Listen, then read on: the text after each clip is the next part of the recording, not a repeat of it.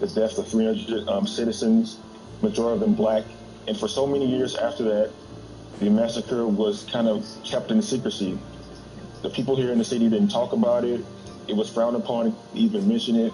And so within the last, I'd say, 20 years or so, people have decided about it, want to explore more of the origin of the story, and just want to get the word out about the event that happened in the city. As far as the president coming here, about a mile away from where his rally is going to be is Black Wall Street, where the event occurred. And so it rubbed a lot of black Tulsans the wrong way. They felt like it was a slap in the face to the legacy of not only black people, with the event being around Juneteenth, but of also Black Wall Street, in which they believe that what Donald Trump represents is the same mentality that helped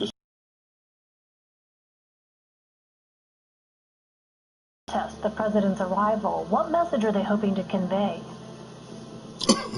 Well, that Donald Trump is not wanted in the Greenwood district. There have been some reports that he may or may not show up. There have been reports that Vice President Mike Pence may show up tomorrow. But their overall message is that of one of educating the public on Juneteenth, educating the public on race matters within the city and in the country, sparked by the recent protests, sparked by the George Floyd death. So these protesters, they're not necessarily protesting Trump, but they want to have a community event that brings unity and it educates the public about our differences. So let's talk a little bit about Juneteenth. The president initially planned to hold the rally on Juneteenth, but said in a tweet, quote, "African-American friends and supporters have reached out to suggest that we consider changing the date out of respect for this holiday." What's your take on that? Well, I think it was a massive oversight on the president's part. I know the New York Times came out with a story this morning that said that Trump, because he lacks African Americans in his cabinet and in the White House, was not able to understand the significance of Juneteenth or why it was important to Black Americans. And we've seen today, in the last couple of days, there's been this surge to have the holiday recognized as a national holiday, and a holiday that is one in which educate more people about the Black experiences and what it means to Black people to have this day remembered. So in the midst of all this, the number of coronavirus cases is surging in Oklahoma. Considering that both the rally and the protests are expected to attract large crowds, how are local officials responding there? Well, the Tulsa County Health Director, Dr. Bruce Stark, earlier this week said coronavirus cases in Tulsa County specifically rose to 116% in 1 week, and he has urged city officials to postpone the rally for a time in which cases are under control. As we mentioned at the top of the broadcast here, so the state Supreme Court struck down an emergency injunction trying to get rally officials to mandate that people who attend the rally wear masks, use hand sanitizer, practice social distancing. So when the rally happens tomorrow, people are going to be allowed to pretty much do what they want inside the arena, and it's caused great concern with city officials, particularly in the health community, because they believe this rally could spark another tremendous surge that has already seen cases within Tulsa County reach more than 300 within the last day or so. And how does that line up specifically with the message from health officials? I mean, you talked about this Oklahoma Supreme Court decision, so it rejected this request that would have meant people at that rally would have had to put on face masks and maintain that social distancing. We know from science shows that it really slows the spread and stops the spread in many cases. How concerned are Oklahomans about this?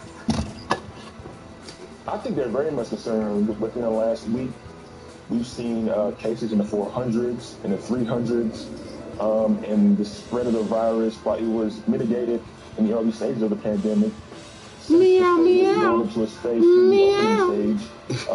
the numbers have gone up tremendously within the last week or so. And so a lot of the citizens here, they're concerned that the Trump rally could spark a super spreader event, not just for people here in Tulsa, but for across the country. This is the largest mass gathering of any kind that's been held or going in since the pandemic. And so I know a lot of Tulsans do not want to be associated with the possibility that this could have sparked something grave in terms of more deaths and more infections.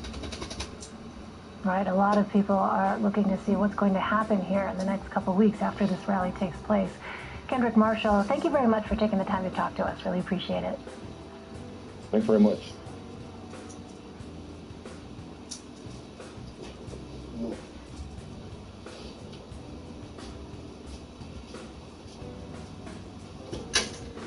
Okay, there is renewed interest on a 14-year-old case in Buffalo, New York, and it involves a former police officer who says she was fired in 2008 for stopping a white police officer's chokehold on a black suspect who was handcuffed. CBS News correspondent Jerika Duncan spoke with Cariel Horn about the case that ended her career.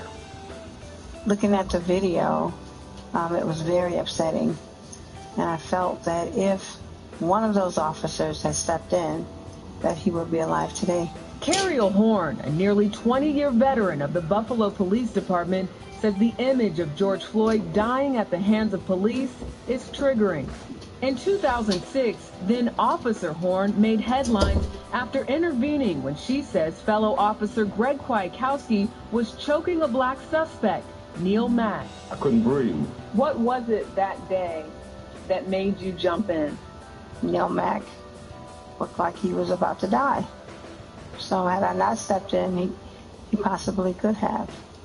He was handcuffed and being choked. The Buffalo Police Department brought disciplinary charges against Horn and fired her in 2008, a few months before she was eligible to receive a full pension. Greg Kwiatkowski sued Horn and her lawyer for defamation. In 2011, a judge found that 8 statements Horn's lawyer made were defamatory and false, including the claim that Horn saved the life of a suspect who was already in handcuffs and was being choked out by Officer Greg Kwiatkowski. Neil Mack, the suspect at the center of the nearly 14-year-old case, maintains to this day that Cariel Horn saved his life. He was choking me. I was handcuffed. Cariel Horn said, "You killing him, Greg," and she reached over and tried to grab his hand around my neck. In 2012, in a lawsuit brought by Mack, a jury found no wrongdoing by the Buffalo police officers involved in his arrest. As for Greg Kwiatkowski, he was sentenced to 4 months in federal prison in 2018 for using unlawful and unreasonable force against 4 black teenagers. Unlawful, unnecessary force. The same thing that I said he did. Horn says she's turned her pain into activism. When she saw the recent video of Buffalo police pushing a 75-year-old protester to the ground, she says it was yet another trigger. So now, if they can push the 75-year-old white man when it's still daylight out, just think of what they do to our young black kids at nighttime. Horn says these days she's at peace because she stands by what she did. Still, she broke down when I asked her how this has impacted her children. It's important for me to be truthful because this has been a lot of years. So when you talk about where did the raw emotion come from, it's because I have fought all of these years and tried to keep it together for my children. And Jerika Duncan is joining us now to talk about her reporting. Jerika, such a powerful report. Let me first ask you, how is the Buffalo Police Department responding to calls for a new investigation? Well, of course, we reached out to them for this story, and they basically said, listen, Cariel Horn asked for an independent arbitrator to take a look at this. The arbitrator did that. They made recommendations, and the police commissioner at the time said that he would follow the recommendations of the arbitrator, and the recommendations were for her to be terminated. So the police department is sort of just stating the facts of what they did, what happened. We have not heard any real effort to change that decision or to give Cariel Horn the back pay that she lost as a result of not reaching what they say is that 20-year mark, which would have made her eligible for full pension benefits. And you know what I keep thinking about, Jerika, with this case is, you know, how we've been talking recently about these gypsy officers who lose their jobs because of their violent behavior and then just sort of float around to other police departments and get rehired. And here you have a woman doing the right thing and finds her career, you know, lost and stopped. So we know that the Buffalo City Council is actually asking the New York State Attorney General to investigate, pulling it out of Buffalo and beyond. What's the likelihood of that happening? How does it look? So they did this a few years ago and nothing happened. So the hope is that with all of the attention that we're seeing now with the George Floyd death and the fact that you have officers literally standing around as Derek Chauvin's knee is on George Floyd's neck for 8 minutes and 46 seconds with no one intervening. Carriel Horn has been pushing Carriel's Law, and that would essentially make it illegal for police officers to not intervene. And she also wants to stop any type of retaliation against officers who intervene, because one of the things that she told me is that, you know, culturally, especially even in 2006 when this happened, you don't go against that blue wall, as they say. You don't go against your fellow officers. So what she did at that time, again, she stands by it. An arbitrator found differently, but we do know that that officer, Greg Kwiatkowski, did go on to serve federal prison time. So this is definitely a story for me that I remember thinking back to it because I worked in Buffalo and I covered some of those hearings back in 2007 and 2008. So for this to sort of come up again, it really has renewed the call. Even the Buffalo News, which is the big paper there, wrote an op-ed in defense of Carriel Horn, asking that she receive all of her benefits, her full benefits. So we'll see what happens with this story, but very interesting when you look at what happened to her then and what we're talking about now. In fact, in that op-ed that you referenced, Jerika, in the Buffalo News, they wrote this, quote, "Even more today than in 2006, the evidence suggests that Horn honored herself, her family, and her uniform, and that the police department and the city of Buffalo have dishonored her performance of duty." She's fighting for her full pension and to pass that law, Carriel's Law. How would this legislation help protect officers who find themselves in a similar situation? So she breaks it down into 6 sections, and it's on a website that she has, carrielslaw.com.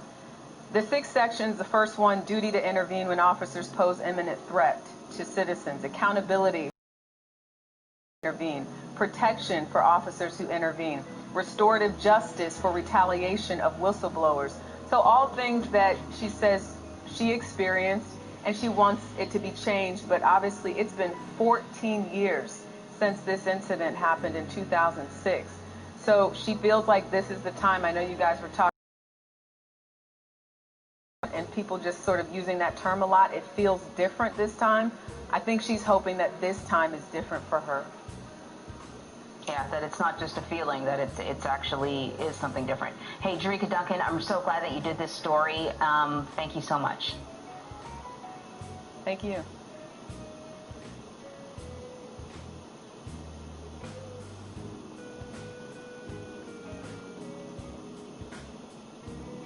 Hey everybody, welcome to the Daily Social Distancing Show. This is the most people we've spoken to at one point, but thank you so much for joining us. Thanks for having us. Yeah. Thanks. Thank you. Patrice, I'm going to jump straight in with you. As a co-founder of Black Lives Matter, did you ever think you would see the day when everyone from Amazon to Mitt Romney would be proudly proclaiming Black Lives Matter? No, I did not see that day coming. I knew that when we started Black Lives Matter, Alicia, Opal, and I, that it would resound deeply with folks across the country, especially Black people and Black people across the globe. But did I think that some of the largest corporations would have it plastered on their screens? No, not at all. Do you feel like Black Lives Matter has achieved its purpose now, or do you think that a lot of people are using Black Lives Matter as a as a cover to say, hey, we're good. Like some people say, yes, it's good that people are saying it. Others say it's not enough. As a co-founder, I feel like you're better placed than most people to speak to it. Sure. I think 7 years ago, saying Black Lives Matter was incredibly radical. I think that many of us sort of used that term as a marker on where our elected officials stood, on where appointed officials stood. You know, if they said Black Lives Matter, we knew that, okay, we were getting into them. But if they said All Lives Matter, we knew they were a lost cause. And right. So 7 years later, I think it's not just about Black Lives Matter. It's about what does that actually mean? What do we mean when we say Black Lives Matter, which is why defund the police has become such a huge and resounding call. And I'm really proud of the conversation that we're having as not just a movement, but as American people and people living inside this country. Right now, I think more than ever before, in America and in around the world, people are asking questions about policing. Are there different ways to police? Can policing be improved? Is policing even essential in the way that we see it every single day? And the reason I've gathered all of you on this panel is because, you know, you're some of the voices who have been most vocal in talking about policing as we see it. You know, everything from the reforms that could be done today to long-term solutions that could change the way we see enforcement of laws in the future. And so, you know, maybe I'll start with you, Sam, as part of 8 Can't Wait. Your organization got a shout out from, you know, former President Barack Obama, and 8 Can't Wait was initially, you know, and I think it still is, an organization where you went for police reforms that can be done, like, immediately. Explain to me a little bit about what the thinking behind that was. Yeah, so, you know, we looked at the academic literature. There are over 40 years of literature that shows that more restrictive use of force policies can reduce killings by police and police shootings overall, both fatal and non-fatal. We recognize that, you know, these are things that cities can do right now. Immediately, a mayor can do it, a police chief can do it as a harm reduction strategy. But I think ultimately, I think where the country is right now is striving for a lot more. It's not just about harm reduction. It's about how do we actually move towards transformational change that goes beyond changing use of force policies, but includes building alternatives to the police and defunding the police. And I think that ought to be supported and centered in this moment because that's what communities are demanding. Yeah, it feels like because this movement has been amplified by what's going on online, a lot of people, including myself, have been drawing resources from, you know, little snippets here and there, little snippets here and there.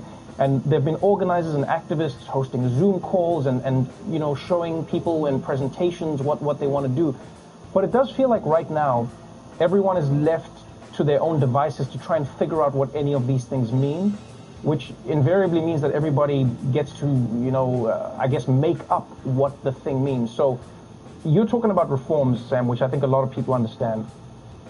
If we're talking about defunding, Patrice, we'll go back to you and then we'll start moving around. But what does defunding the police mean? Because for some people, what they hear you're saying is take money away from the police as like a punishment for what they've been doing wrong. Sure. I mean, I really think about it pretty simply, which is what are the things the police are doing right now that can actually be given over to other groups of people, other workers who've been trained to do that particular thing. So we can just start off with homelessness. Police are at the helm of criminalizing the homeless. We don't need them to be at the helm of criminalizing the homeless. We need mayors and county government to actually show up and put dollars and money towards people who are homeless and giving them housing and shelter. What about people who have mental health crisis? Why are the police the first responders? This is not actually a job for a police officer. It's a job for a social worker, a psychiatrist. All this infrastructure is essentially gutted in communities that I live in and communities around the country. So what ends up happening, though, is they're replaced with over-bloated police budgets. And so you look at Los Angeles, where I'm from, which our LAPD department actually receives 54% of the city's budget, meaning that everything else that a community needs, they're not receiving, but they are receiving a gun and a badge, and that is deeply unfortunate. Alex, let's switch over to the abolish conversation. As the author of The End of Policing and as a professor, you've looked into the ways that people can live in a police-free world. Now, I won't lie, my mind struggles to understand the concept, and that's maybe because I've never seen it. You know, sometimes you can't imagine what you've never come across. What exactly does the end of policing mean? What does it mean to abolish the police? Well, it's really more about a process driven by a set of principles than it is some predetermined outcome. I think what we're seeing on the streets today when people say defund the police, yes, it's about these immediate changes that Patrice is talking about, but it's also about a generation of young people, crying out for a world that isn't driven by racial and class inequalities that are enforced by policing. And the sad truth is that has been the role that police have played in American society, enforcers of systems that produce these inequalities. And every time we turn a problem over to them, it makes those inequalities worse in the long run. Mm-hmm. So police abolition is about trying to reduce the burden of policing today while we work to build something better for the future. So let's talk a little bit about that. Michael, maybe you can help me. If there are no police, are you proposing, or do you see a world with no police, or is it just a different kind of people who enforce laws? What does that mean? We say abolish the police because we mean abolish the police, right? There's no mincing of language there. There's nothing that we're trying to trick you on.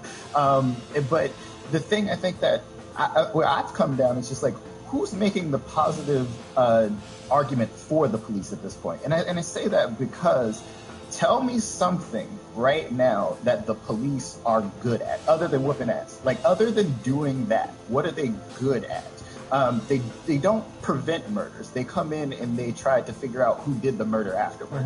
And they don't do any of the things that they're sent out to do. Like Patrice is telling us, it's saying, like, we want them to, like, solve homelessness, but what that means is just get the homeless people out of the street. Right? We want them to solve these mental health crises, but that just means kill the people that are having mental health breakdowns. None of the things that we ask them to do, they're good at. And so then we keep giving them lots and lots of money to do those things. Yeah, I think one of the things that people always say when you start talking about abolishing the police or defunding the police is, what about murder, right? What about murder? What about rape? People always say to me, well, what if your kid got kidnapped? As if that's not something I've worried about every single day as a parent. Since the day he was born, right? The reality is that the police aren't doing a very good job of handling those situations, right? And that when we picture accountability in this country, we're relying on a violent system to reduce violence, right? We're relying on a cruel system to reduce cruelty. And we are funding the back end of social ills instead of the front end of addressing them. So what we see is that, like, right now, it's very hard to imagine a world without police. It's very hard to imagine a world defunding the police because that's all we have to rely on. We are dreaming of a new world. And the ability to imagine a new world is exciting. This is exciting, right? I mean, it's hard to step out of what we know, but it's an opportunity to think about, if we were designing this from scratch, is this what we would have designed? Is this what the police would have designed? I don't think it is. I think a lot of the conversation that I've heard from everybody on this panel and from every author that I've read or everyone who's written a study on it says the same thing. You cannot talk about crime without talking about lack of opportunities, without talking lack of resources, without talking communities that are oppressed or underserved communities. So my question then becomes, what is the process? Because I'll tell you from a personal standpoint, I go, what happens in the interim? We've seen repeatedly in America police departments that go on go-slows or go on, like, basically mini strikes, even if they don't call it a strike. What process do you see unfolding on the way there? Because you're saying to these people, we're getting rid of the police as you know it. And I mean, police departments hire thousands and thousands of people who earn a living from this. I can see many people who don't have a vested interest in allowing a smooth transition. So, have any of you seen any thought that's been put into how that transition would happen? Yeah, there's two ways to think about it. It's manufacturing the political consent for this, and part of that story is about neutralizing the power of police unions, who've become a locus for a kind of ideology that says the only way we can solve our problems is with people with guns. And in New York in the last week, over 15 elected officials rejected police endorsements and went and took police contributions and gave them away to bail funds. They said, we're not going to work with these police unions anymore, not because of their pensions, but because of their toxic politics. But the other thing is that we have very concrete interventions in mind to deal with very specific things that police do, including shootings and homicides. We have evidence that shows that well-funded and well-run community-based anti-violence initiatives, credible messenger programs, can reduce the violence without driving young people into mass incarceration or labeling them gangbangers or super predators. Let's talk about the racial element then, which is, how do you convince large swaths of America's population who are wealthier and white to buy into a policy where they go, we do like the police?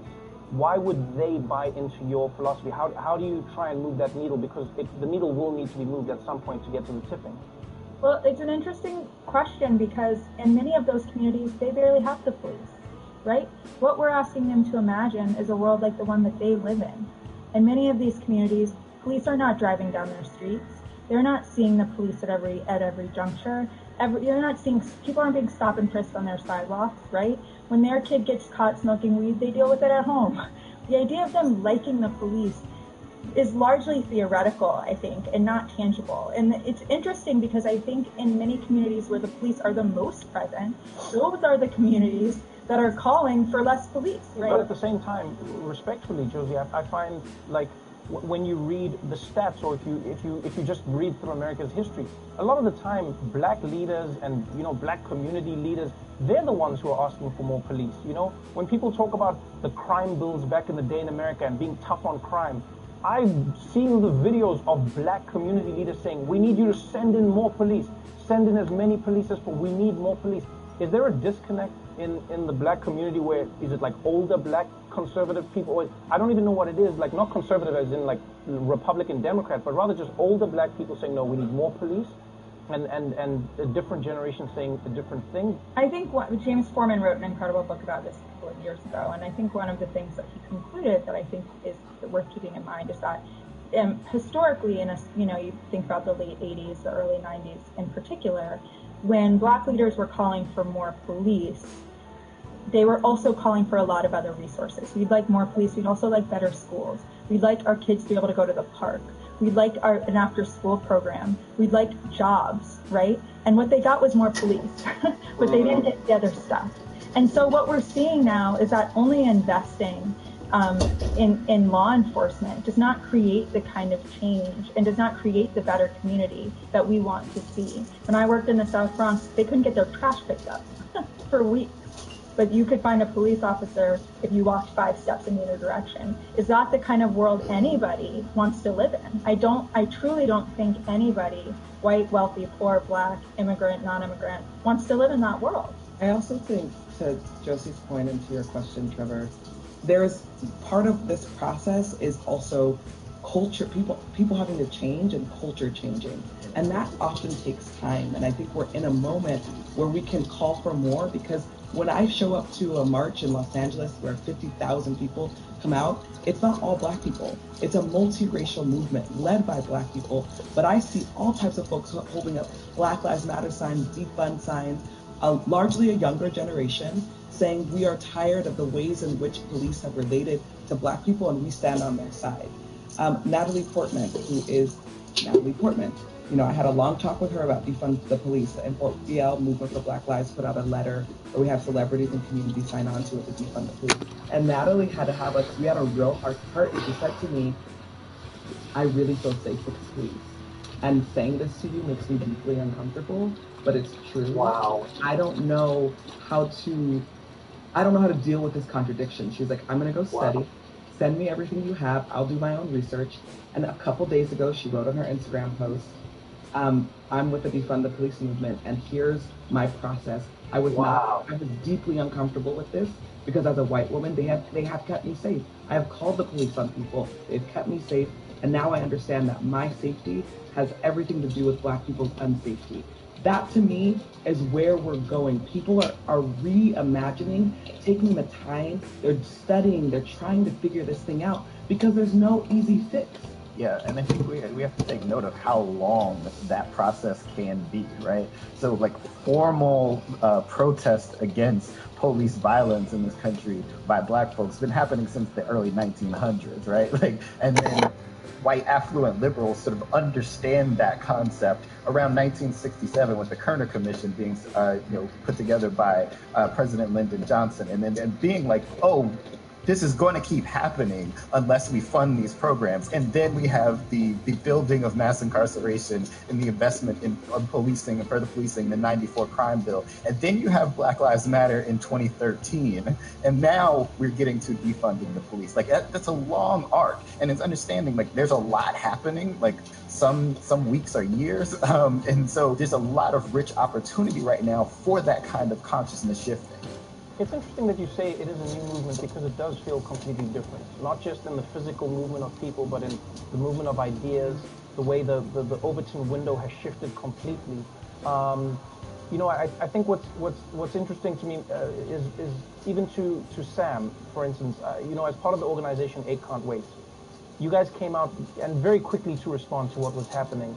You received a little bit of criticism within the community, but what I found interesting was you guys didn't dig your heels in. Instead, you sort of shifted your resources toward defund, and you said, yes, the movement is here now, and we're moving towards that, and we support this, which you always have from the beginning, but you work to clarify that message. That's not an easy thing for people to do, and I wanted to know why you guys decided to do that.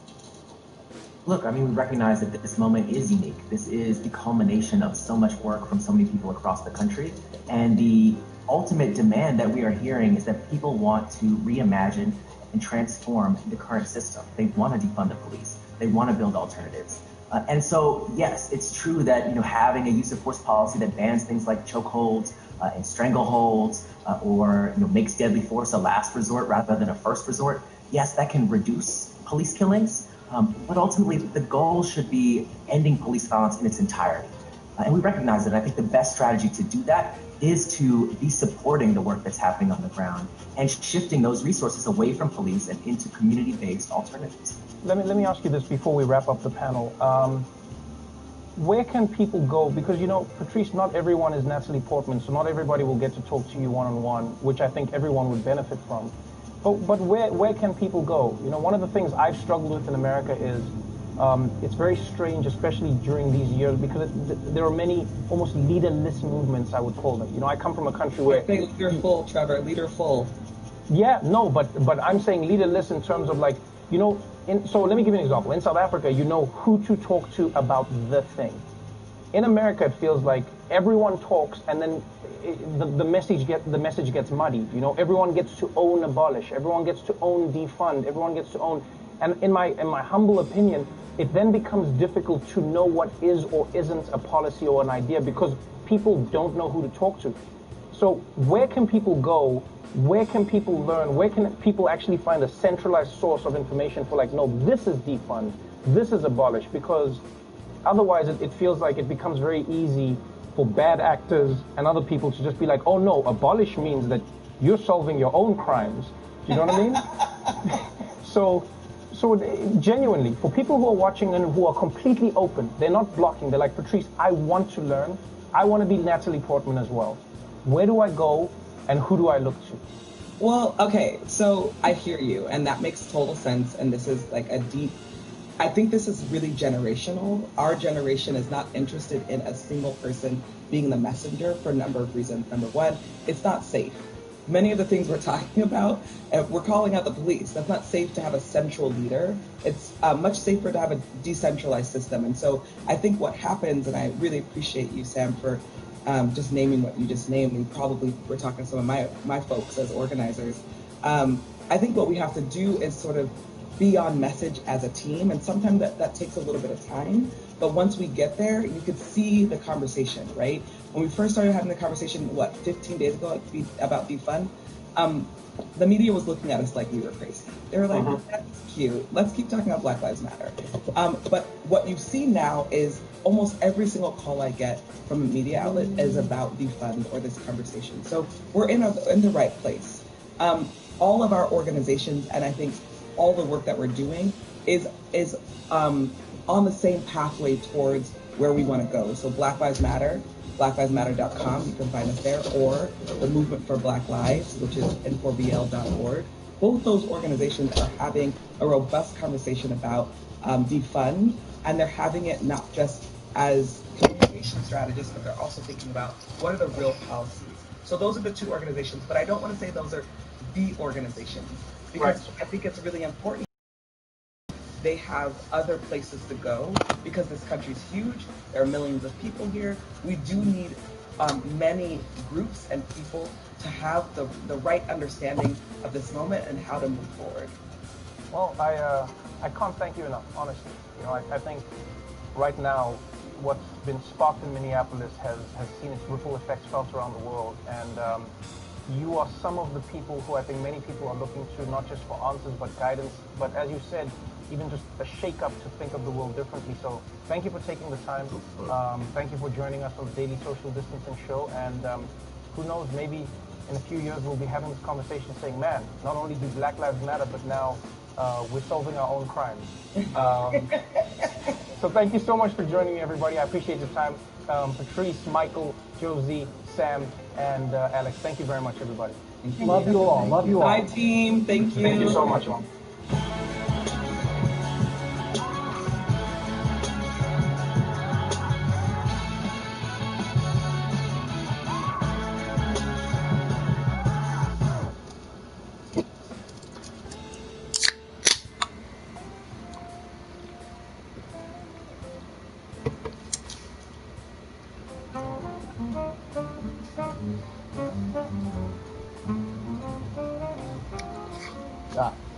Welcome to CP Time, the only show for the culture. Today, we'll just...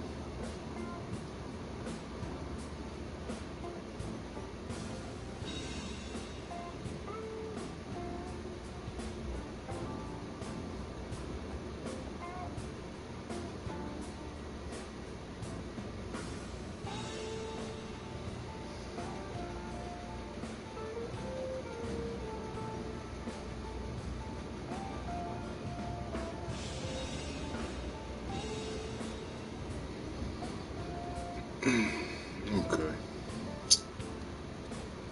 Do want to see what that's about.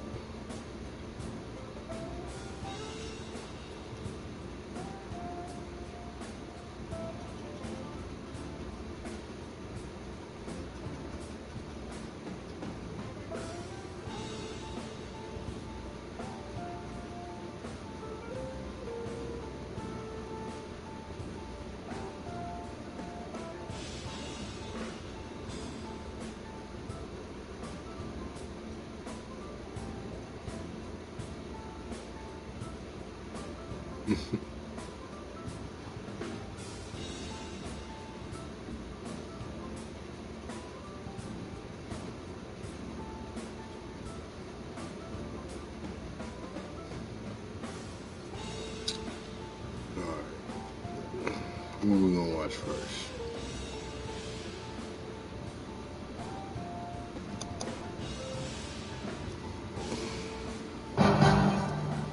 Welcome to the program. Big breaking news tonight, and it all has to do with the disappearance and murder of JJ and Tyree, the children of the so-called doomsday cult mom, Lori Vallow Daybell.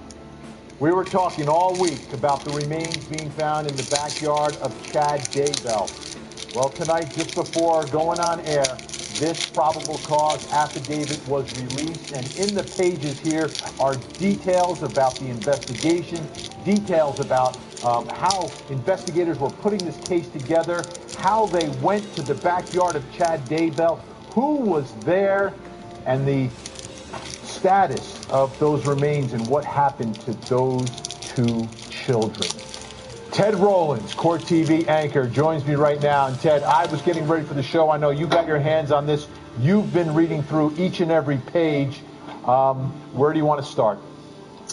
Well, I tell you, it's heartbreaking, Vinny. You read the details, and first of all, Alex Cox comes out to the forefront. He's the person that it appears investigators believe was the family hitman. We've been talking about this from the beginning, but let's start at the end where you just picked up and the horrible details of the remains.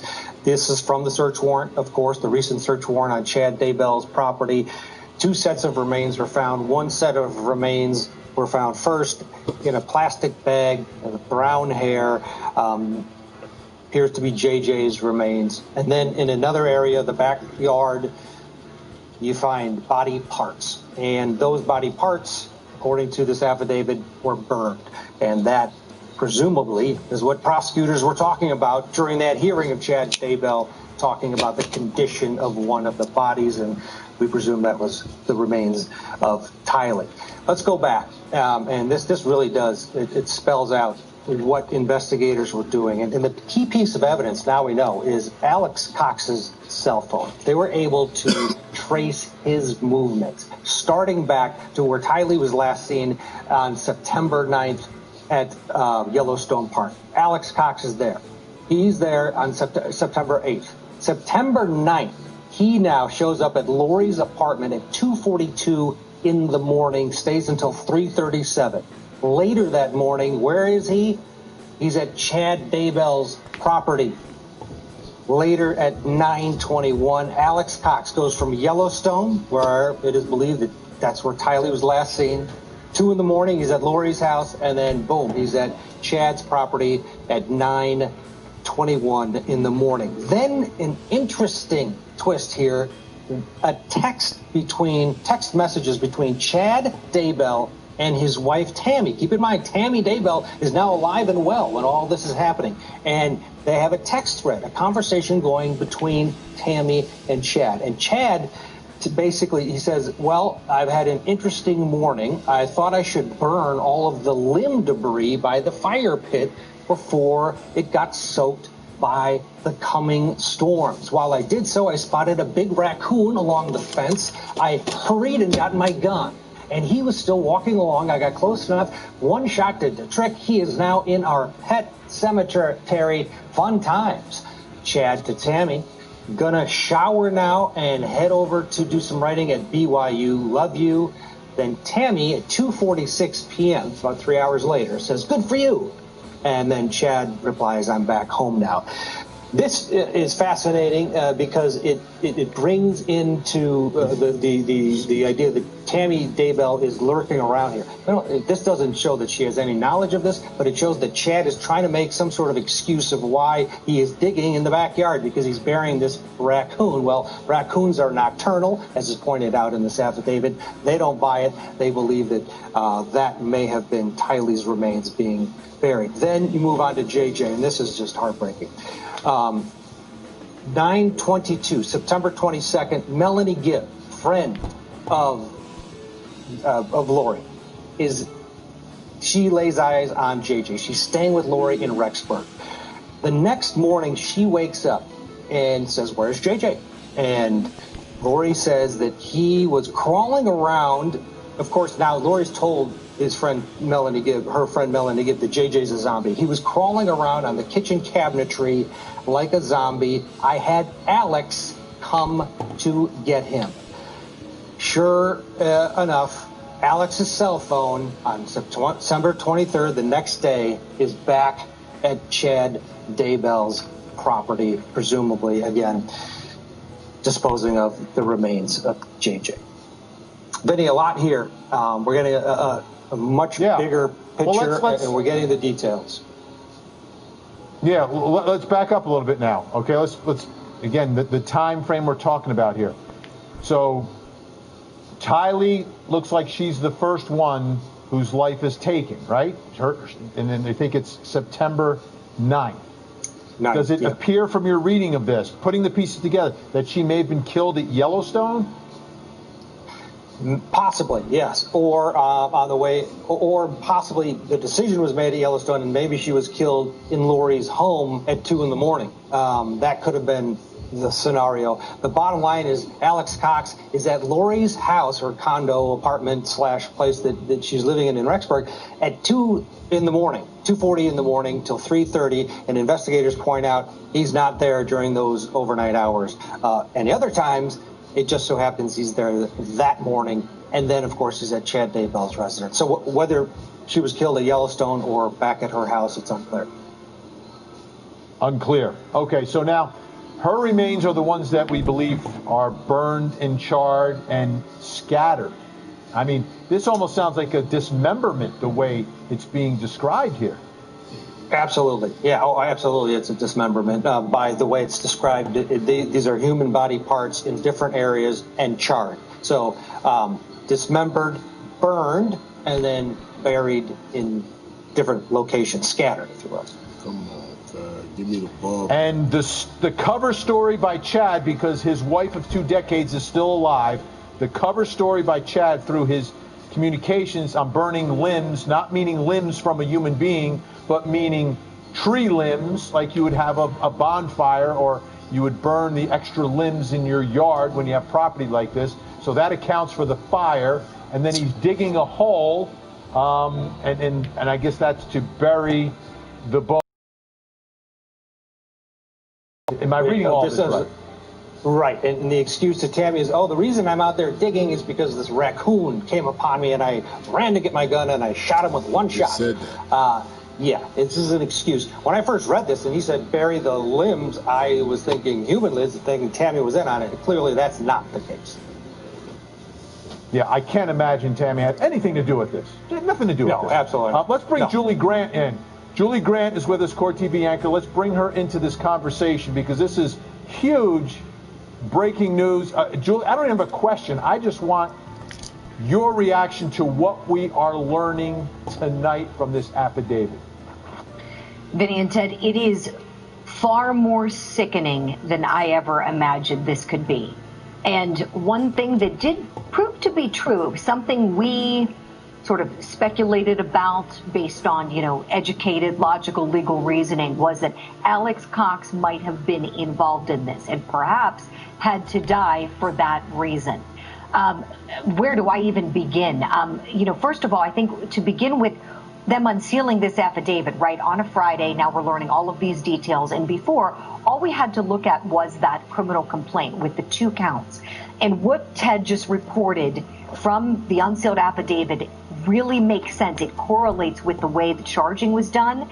If we look at those counts, count number 1 of that complaint alleges that Chad Daybell did willfully conceal and or did aid and abet another person to willfully conceal remains. And the date goes from September 22nd to June the 9th. So we know JJ was last seen on September 22nd. That would make sense there. Ted was reporting how it seems that it's probably Ty Lee's body that was mutilated and burned. That makes sense with what's in the criminal complaint. Count number 2, the language is very different. It alleges that Chad Daybell did willfully destroy, alter, and or conceal human remains, and or did aid and abet another to willfully destroy and or conceal human remains, knowing that human remains were about to be produced and or discovered as evidence in a felony proceeding. The date span, September 8th to June 9th. Tylee was last at Yellowstone National Park on September the 8th. So it seems to me... Charges. No one's being charged with murder yet. And it's obvious to me from this investigation these children were murdered. But it seems like the man who is responsible for physically taking the lives of these 2 children, Uncle Alex Cox, he's dead. He is dead. He will never be tried for this. He will never be charged for this. He is dead. So what do investigators do? How do they tie, or can they tie, Lori Vallow, Daybell, and Chad to the murders of these 2 children? Or are they going to get away with Chad just getting rid of the bodies? Just burning and burying these bodies and pointing the finger at Alex? If I may, Vinny, 3 words: murder for hire. If Alex Cox was the hitman, then believe you me, I bet investigators can charge Lori Vallow Daybell and Chad Daybell for something called murder for hire if they have the evidence to prove that they had this character remove the children from the park, the home, wherever, help in the disposing of the remains, whatever he may have done. Believe me, they are going to try to do everything they can to get these 2 on the hook for it. So they're certainly not out of the woods yet. And I bet that's probably what we're going to be seeing next is a charge that resembles something like that. Ted, the evidence they're using here, Alex Cox's cell phone is huge. It's the pings, placing him in different spots at specific times. Extremely compelling.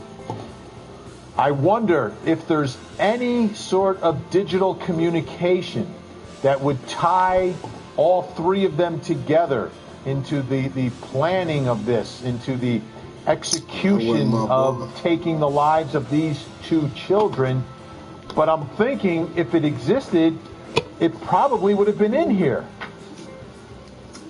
Possibly, unless they are keeping that for the next step here. If they do have communication, maybe with secret email accounts or something that they have, burner phones, etc., those sometimes take time to analyze, depending on if they have them and if they've been able to analyze them. There has to be something, right? Because the second search seems so focused. I just believe that there's more here, and it's just a matter of time. They have time on their sides. I do believe they're going to connect all these dots. It's very clear what happened, right? And in fact, the narrative is so compelling that I think the jury would buy it. That yes, these 2 had to have part of it. I mean, one of the other things that came out in this affidavit, this Melanie Gibb, I mean, she this is heartbreaking. She at one point says that she's on the phone with Lori, and Lori says that Tylee is a zombie. And Tylee is in the background, and she says, "Mom, not me, Mom." Tylee's heard her talk about zombies before, and she knows what that means. It means that their body's possessed by a spirit. She says this with her child in the room, and Melanie Gibb then reports that to the authorities. Just imagine the fear that, especially Tylee, I don't know what JJ was picking up on, imagine the fear that Tylee was living in the last months of her life. Yeah, because she's around her mom all the time. She knows what's going on. She knows. And, and ultimately, she knows too much. She knows too much. Melanie Gibb now seemingly maybe the one that can tie all of this together for prosecutors. But wow. All right, folks, we've got, again, the big breaking news tonight. The probable cause affidavit used to arrest Chad Daybell clearly implicates Alex Cox. Alex Cox, we know, was a killer already. Right? We know almost that he an killed angel. Charles Vallow. We know that. He killed JJ's dad. And what we're going to do next. Oh, y'all ain't see that? He's y'all about to see it. Center focus tonight, based on this affidavit and what he was doing. We've got a 911 call that Alex Cox made after he shot and killed Charles Vallow. I'm going to play it for you. I want you to listen to his voice, listen to his demeanor, and then in the back of your mind, think about everything that we've learned here. And is the voice on that phone capable of taking the lives of 2 innocent children?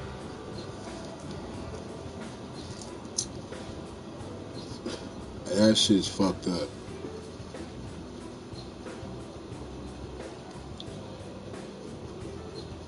How parents be killing their kids, bro. Like,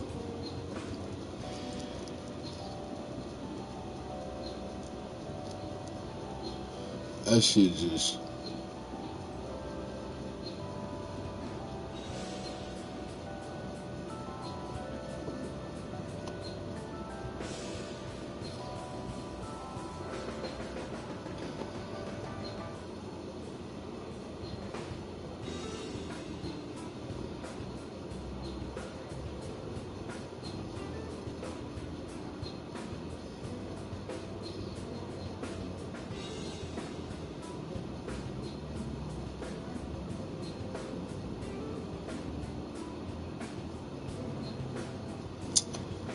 Man, they're having a Juneteenth today out here.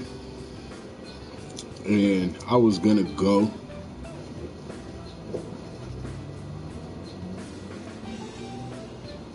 But I slid by on my way home from work to see what it looked like. What was the atmosphere? Yeah, no. It's not a Juneteenth.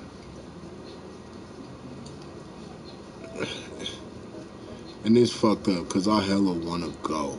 But, yeah, no. Like, I'd be the only nigga there.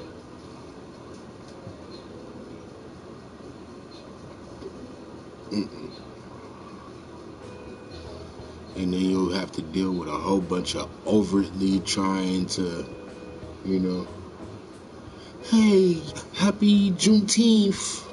Like,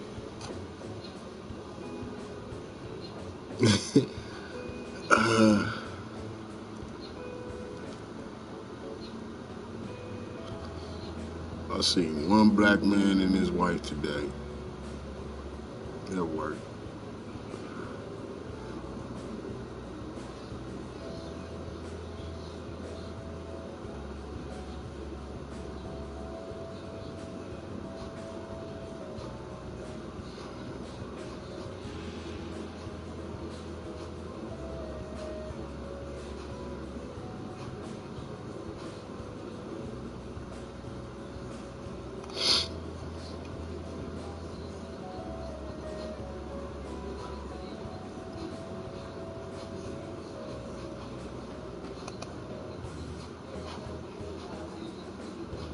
I need to leave this motherfucking place, man, but I can't.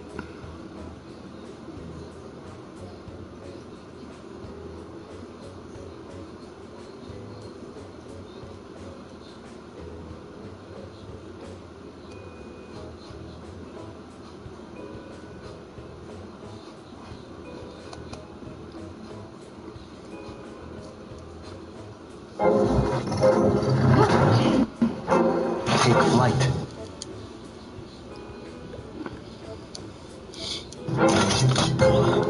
Smoke's down. Get in my way. Oh my God, I'm a beast.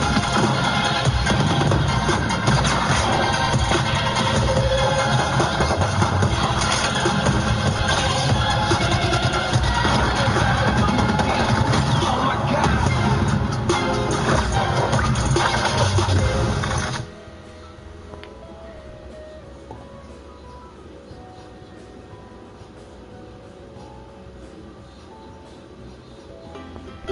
Small businesses keep our communities going. And now Constant Contact is here to do the same for you. Because while our team's everyday lives may look a little different,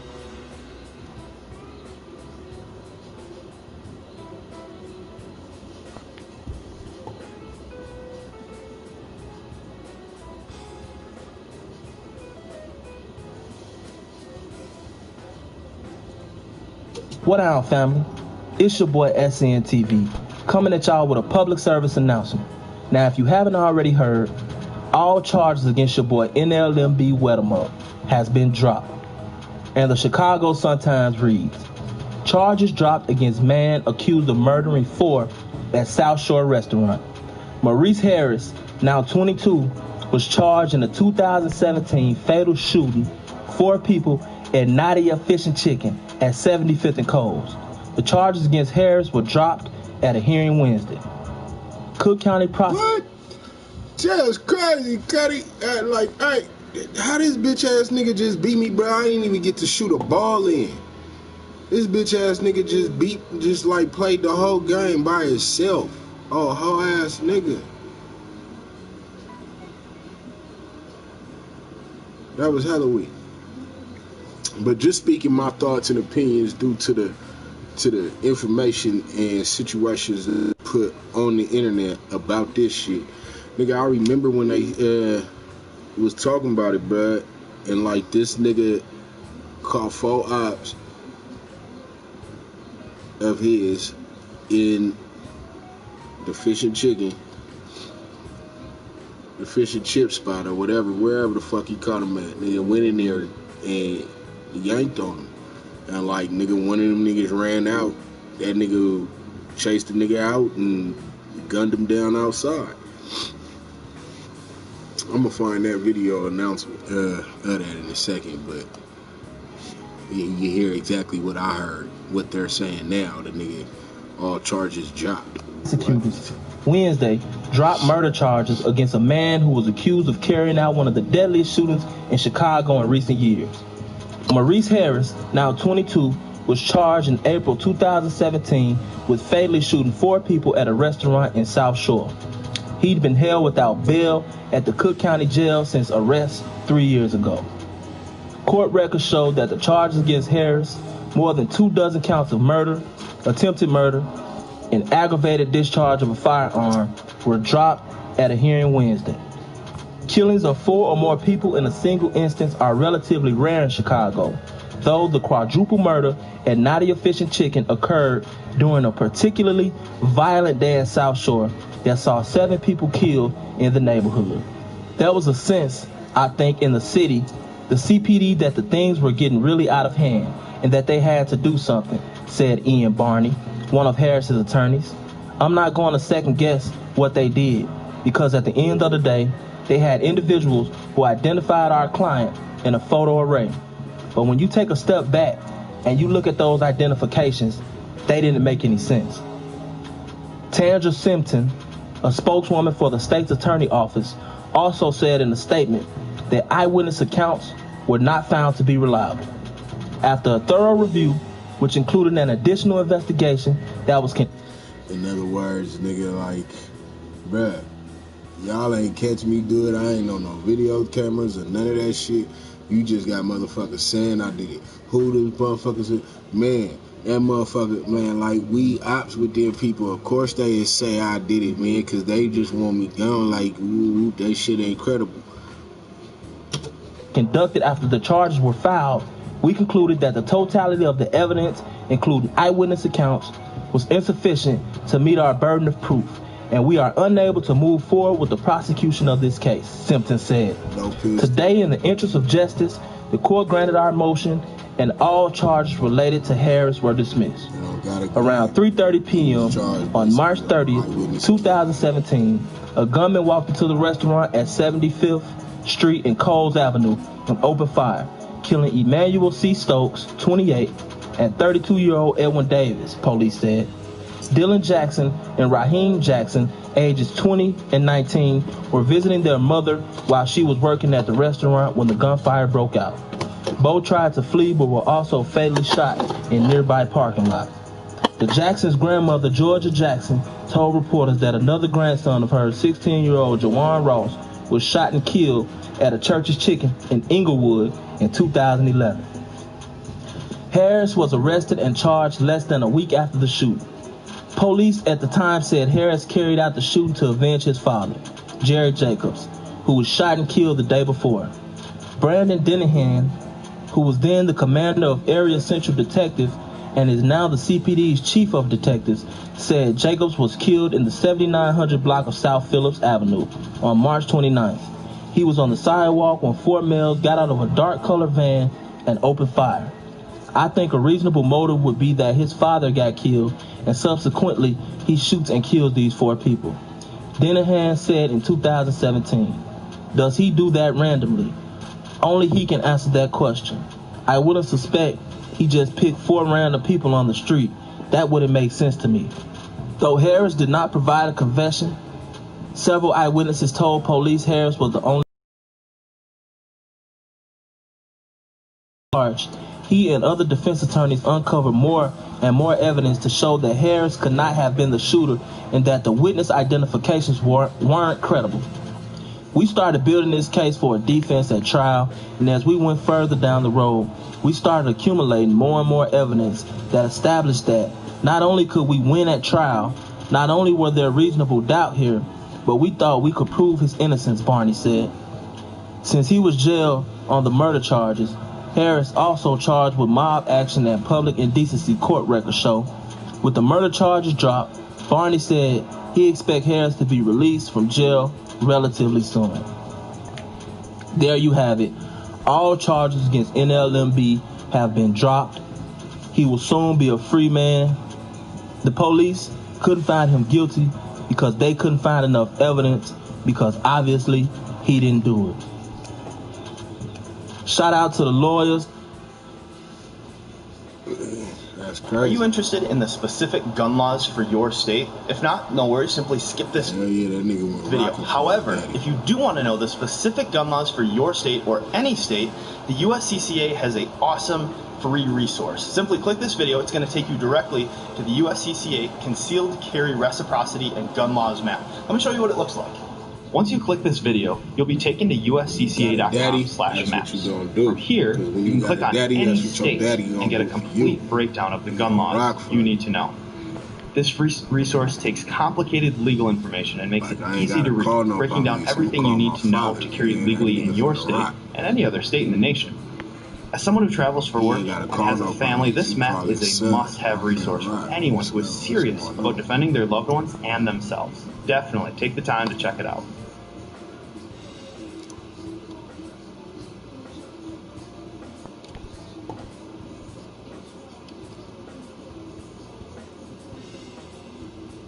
Can't blame no father and son, no matter what color they are, nigga, for being father and son. No matter where you go or how you get there, Cellco. What their actions are, what it is they do as father and son, you might be able to, you know, look upon that and blame for that. But as far as the unity and the loyalty, that's the way it's supposed to be, no matter what it is that they doing together.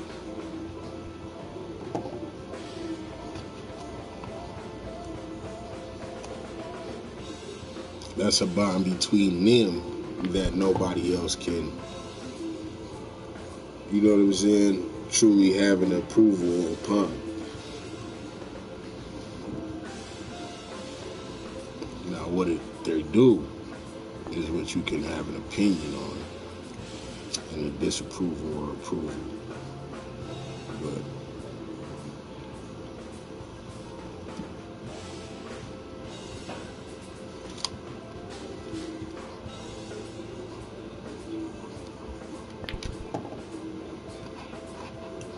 the fuck is they listening to? Turn that bullshit off. Goes along for the ride with a nationwide network of 30,000 free ATMs. So live a mobile life, and soon you'll be living a good life.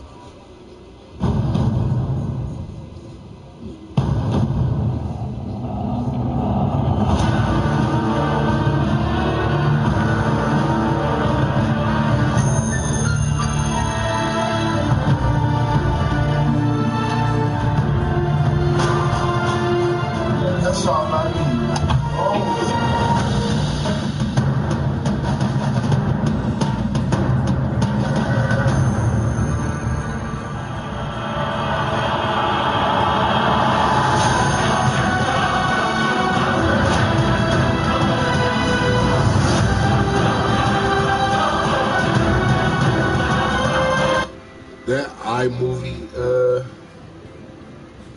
program, the program for editing movies and video, it's got a couple preset things for your creations. Like they got some already made shit that you could just add some, you know, change the words and put your own words and throw your own little footage in there, and they already got a little preset for music background. And you'll see other people have used them and have used them with the thought as like they're the only ones using it. And so it just makes it, I even used the shit, but I didn't do nothing really with the shit. That shit is crazy.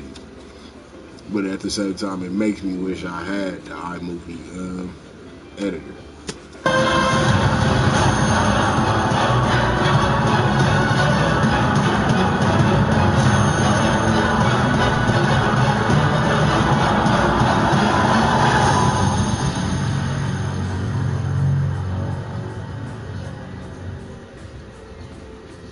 What on, family? It's your boy SNTV. Back at y'all with another Chirac Street Legends. And this episode is gonna be about none. Why? It's like there's a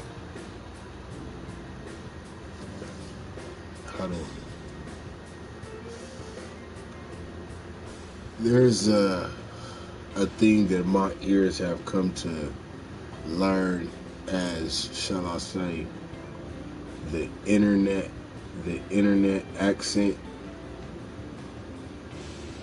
and like YouTube accent, basically, because these YouTube bloggers like this that just be doing the voiceovers over that, like they all got this, like,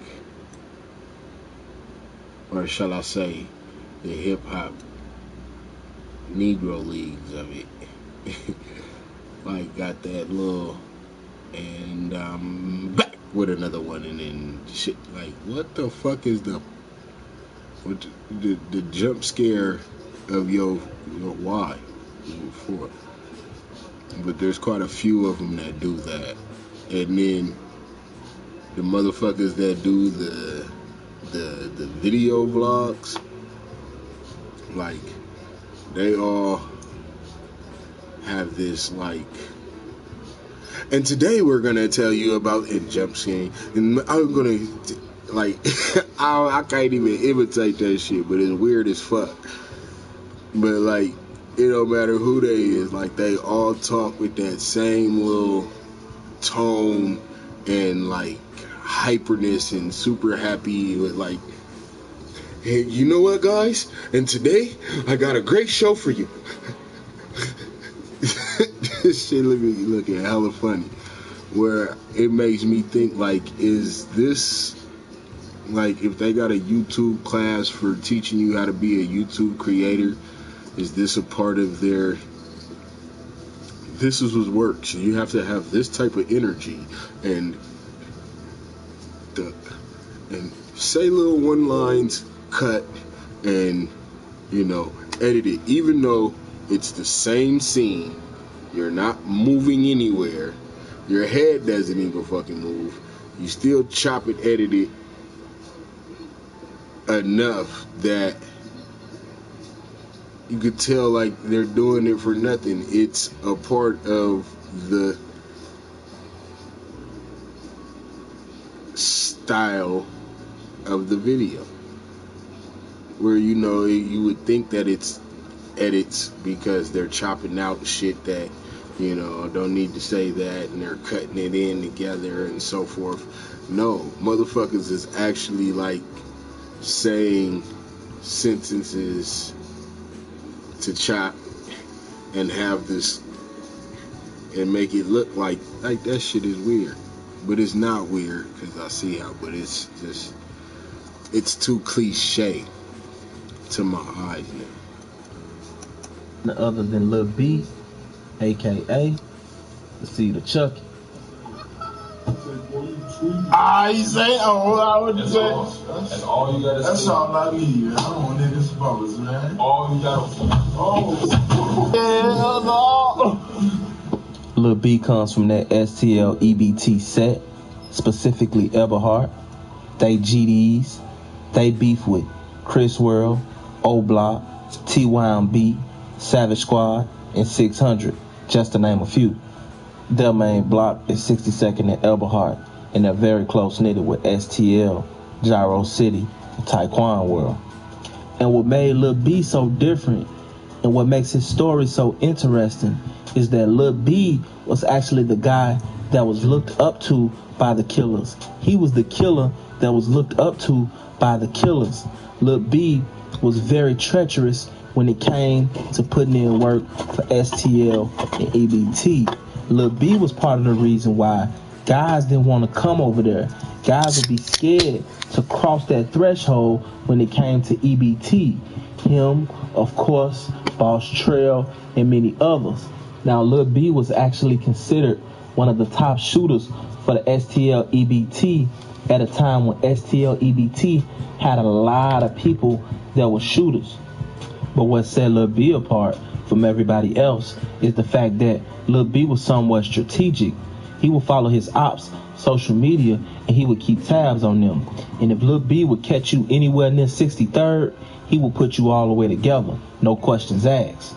I seen an interview by 16 Shot 'em not too long ago where he interviewed O Block Ocho and where commercial.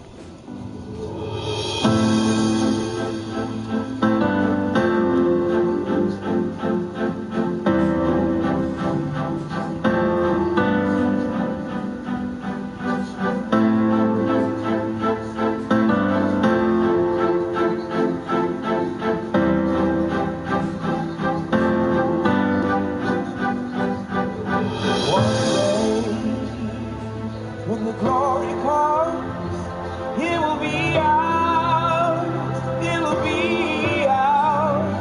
Oh, one day, when the war is won, we will be sure, we will be sure.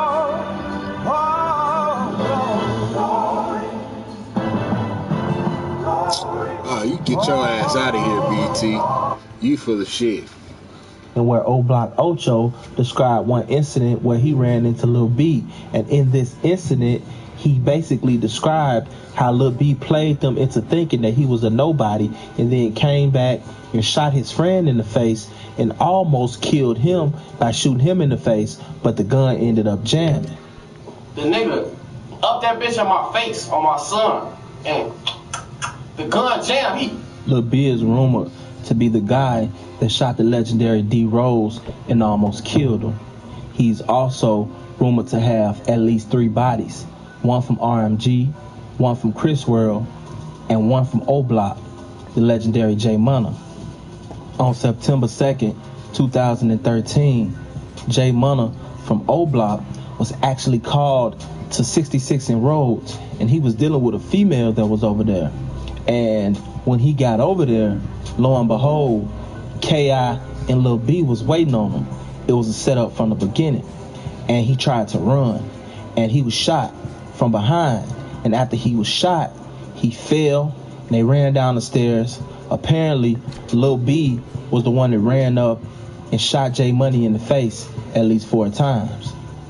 Now, this was actually confirmed by MOB Scrap and FBG Wooski, in which MOB Scrap sent out a tweet that said RIP J Moneymaker, Lil B, and Wooski posted in his IG stories, rest up Lil B, fuck J Money Gang.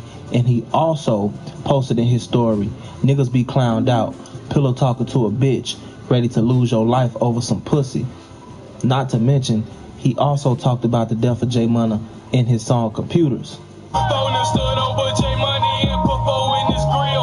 Now, as I mentioned, Lil B was well known throughout his hood, and he was also well known by his ops, but he was also well known by the CPD.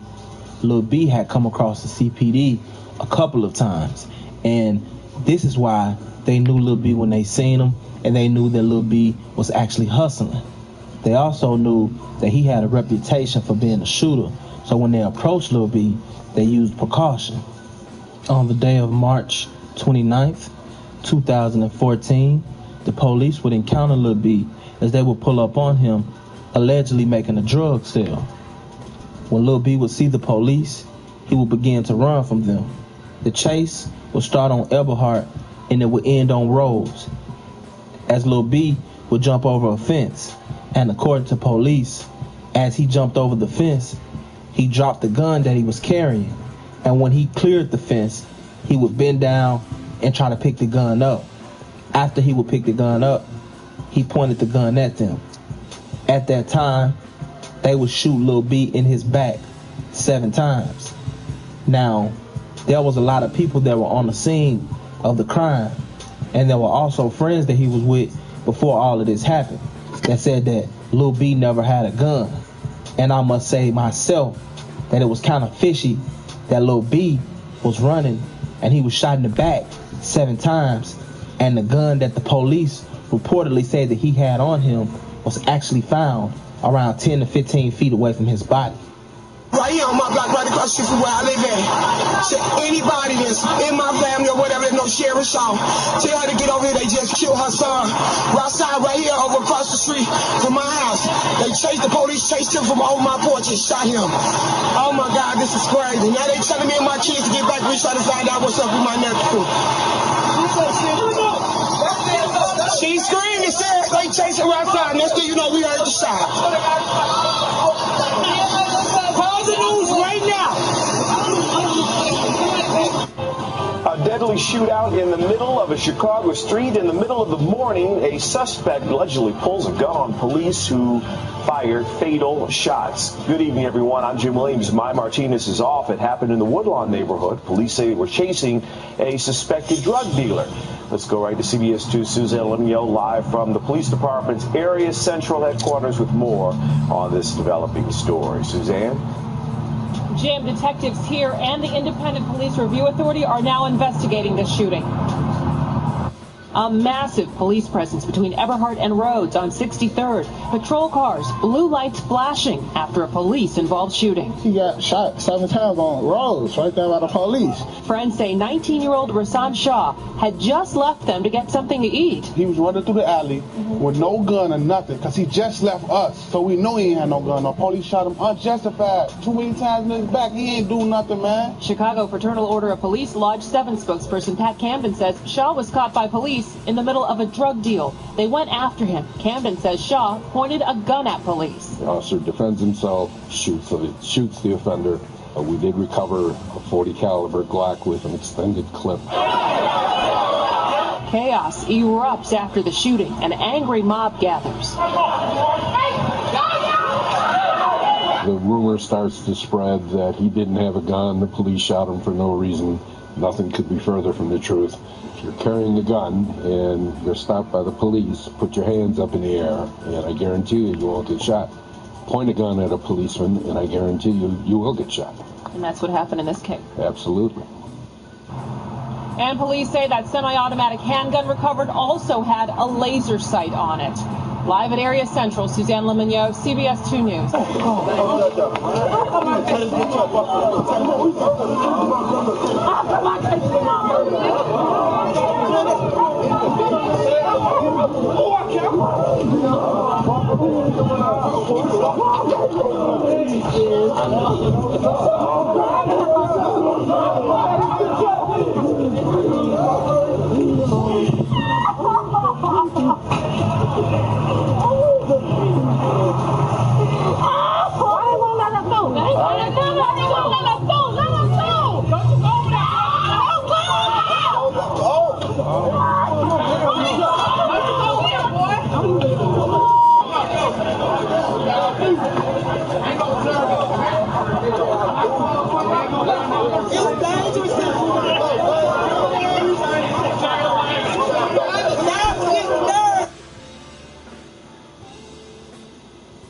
No matter where you go or how you get there, Selco's along for the ride with mobile deposits and transfers at your fingertips. So live a mobile life, and soon you'll be living a good life. Selco Community Credit Union. It's the middle of the night. Your mind is racing. It's a beautiful morning. Meditative yoga's just not cutting it. Take drug-free midnight anytime, even the middle of the night. A good morning starts with midnight.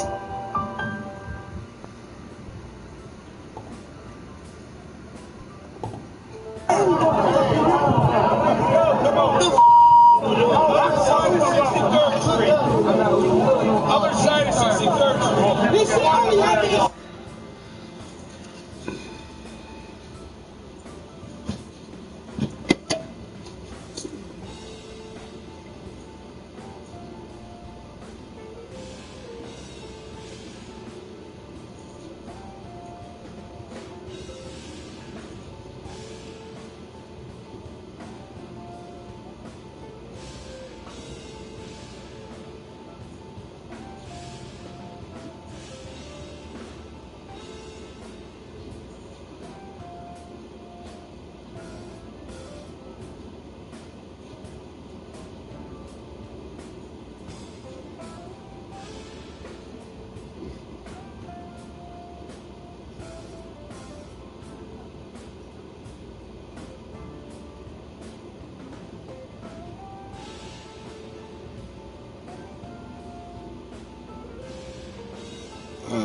Somebody had a new video. Where is that at?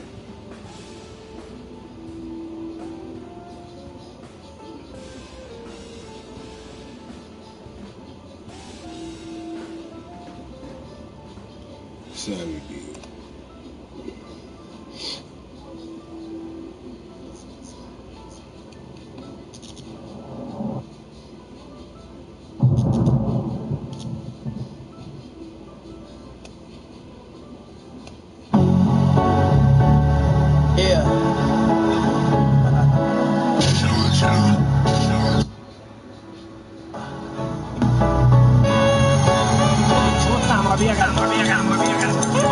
You niggas here?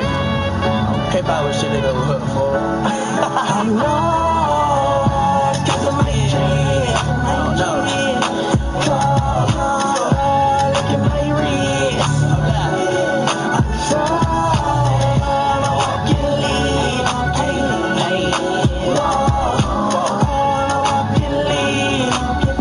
Oh, baby, I know. Lately everything been new to me. I be fucking bitches off these Cuban links. Shit, I'ma walk the lake with all these Cuban links. I got extensions I don't mention while I'm dripping into bitch. You try to get me, you get chip all the jewelry. Nigga, don't be the reason, nigga. I fuck a different nigga bitch like every weekend. I got a beam on my team, I'm talking pink shit. Private in my comments, I don't restand. I got all this money, I don't need friends. Bitch, I'm too much of a joint to try to pretend. This cash money shit ain't never looked a decent. Bitch, wherever I go, I get told, ayy. She tryna join in my trip, yeah, I know, ayy. She wanna cry with the crib while I slow. I'm a brick in the blizzard, I'm young. Cause of my dream. I don't know. Come on, look at my wrist. I'm fine, I walk and leave. Hey, I walk and leave. Oh, baby, I know. Oh, niggas say they crippin', that ain't new to me. Whoa, bitch, you wanna fuck me, got my jewelry. Wait, boy, I really got out from that Uber, see that 4-5, and lip a nigga feel like he was new to me. We all up in the feel like where you from and where it's at. Say you doing this, I never seen it, boy, you got. Getting off them pills, we really sober, getting slapped. Then you reaching for that burn the whole time, we got it on deck, not on robber. You wanna bring that shit on my side, think you good. Got you slipping from a blind side in the hood. Got your bitch pulling off, getting money. I'ma tell her, put it up in her. Cause of my dream. I don't know.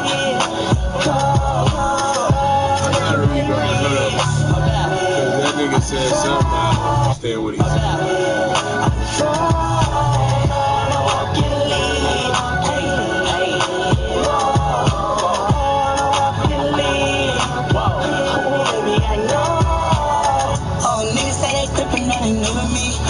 Bitch, you wanna fuck me, got my jewelry.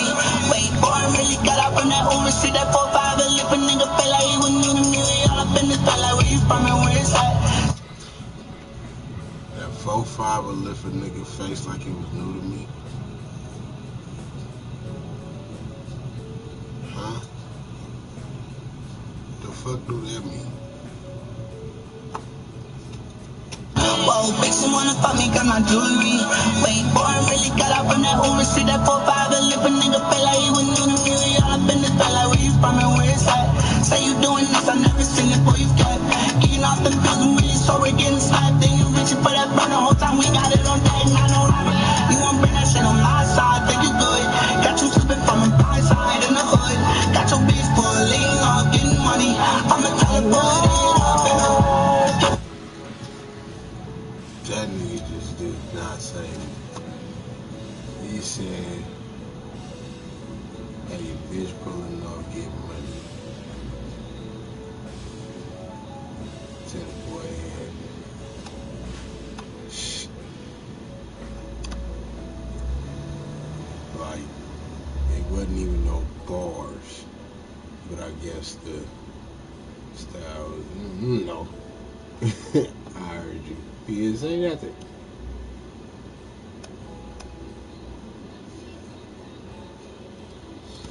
That nigga Savvy be going crazy though.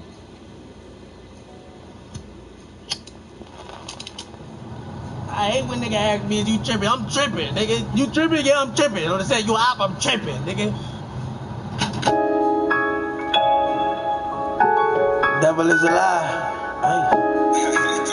I'm the truth, nigga. Ay, ay. I thought when I got signed, I could finally get a fucking peace of mind. Here come the devil every time. Bitch, I squabble demons on that crazy. My city, but I rarely shot it. Instead he going through it while I'm really smiling. Ay, 21st Street, I yell and shot it. So best man up, I bet I catch a body. Bitch, I'm flexing on me. I'm so extra savvy. I got extras by me. Catching X around me. Niggas speaking on that beach, I'm connected around it. Niggas speaking on the 3, they gon' flex about me. Yeah. My niggas tripping about me. My niggas tripping. I be tripping. Ay, my niggas tripping about me. They be tripping. Ay, be tripping on these niggas that be popping on these niggas. Showing 40s on that gram, but ain't popping it. Be tripping on these niggas that be banging. On the set, on that internet. We ain't into that. We ain't into that. We ain't into that. Tripping on these niggas that be banging. On the internet. We ain't into that. Dead homies, bitch, I'm tripping like a nigga. I was on that 700 flow. Tripping with some cribbers. Hit the dorm, I already know that program. I ain't worried about no beat, bitch, I go ham. Oh, niggas know my program. I make the 40 sing like a slow jam. Like a slow jam. Like a slow jam. Oh, nigga, you not him. Make your homie DP, bitch, I'm locked in. Ay, on the yard, bitch, you rolled it out. I earned stripes for this 3, niggas know what's up. I bet that 40 bucks. Watch this. Dead homies, nigga, I cannot miss. Ay, dead homies. I swear that nigga be freestyling. And that's what makes him dope. I can tell. That nigga freestyling. This ain't no shit that the nigga sat down and wrote it. He freestyling this shit. Nigga, I'm a fly crib. I cannot fuck no circle, ain't no mosh pit. I cannot fuck no bitch, they on some broke shit. All these pretty hoes be dumb and they don't know shit. Get your mind right, little baby, I get you focused. All these niggas ain't no crib, she was on locust. Trippin' vibe, got me. Yeah, I'm trippin'. Ay, my niggas trippin' by me. Should be trippin'. Ay, should be trippin', be trippin', ay. Be trippin' on these niggas that be poppin' head out. Showing 40s on that gram, but ain't poppin' head out. Trippin' on these niggas that be bangin'. You bang on the internet. We ain't into that. We ain't into that. We ain't into that. No nigga, we ain't into that. To one neck. That crazy street of mine, nigga. To 100. For that black guy, something new. To take you to the tropics. This sucks. I gotta go back to work. Yep.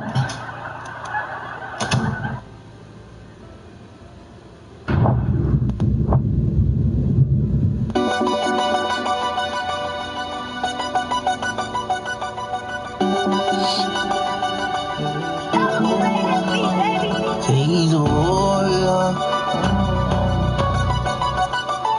He can do anything. Say he's a vulture, he can fly. He can do anything. Say I'm a vulture, hear me cry.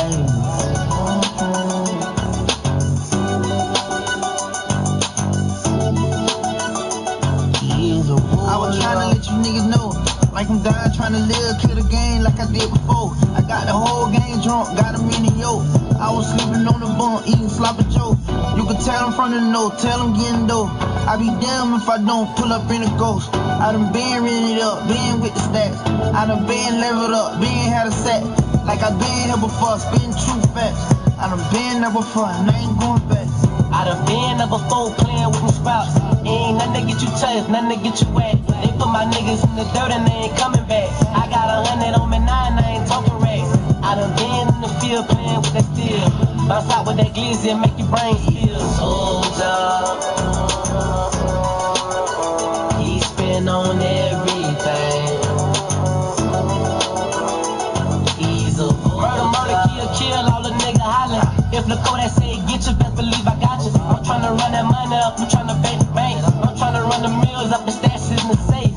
I'm a vulture in that field, I be laying low. It's my only way out, so I gotta blow. Tryna have the game drunk, got him in the yoke. feel like put that T home, bitch, I'm pressure though. I'm really living like this, nigga, knowing that. I'm out the middle of the jungle, what's storing that? Better keep your head on the swivel, gotta know how to play it.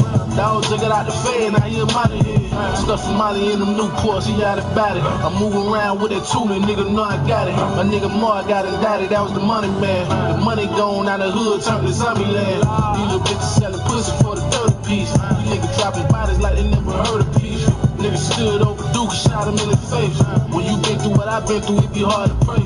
Gave a lawyer 10K, still lost the case. Jumped in the game and understood the risk that we would take. Ran down on the out, that 40 jammed on me. I say, damn, boy, somebody must be praying for homie. Ain't my share ups and downs, but I'm hard about it. Go to my hood and ask about me, they gon' tell you. Young ain't body full of tattoos, the war wound. Young ain't got it out the mud, he refused to lose.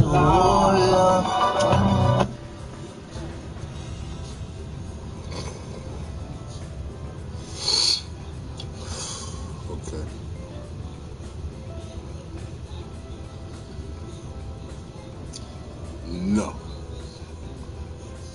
That'll be a no for me. So.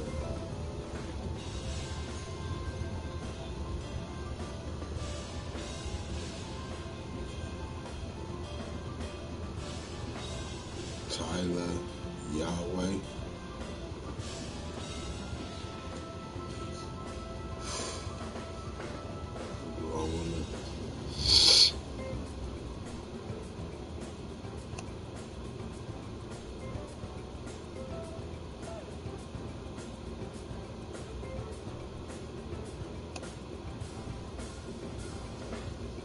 Matthew tweeted, "Bring it back, sandwich emoji. Hit it, Charlie!" Matthew says to bring it back. The $5 footlongs. Matthew, it's back, sandwich emoji. $5 footlongs are back when you buy 2 for a limited time. I'm sorry, but when your rhyme syllables stick to the basics of go, broke, ho, all the O's, and the M's,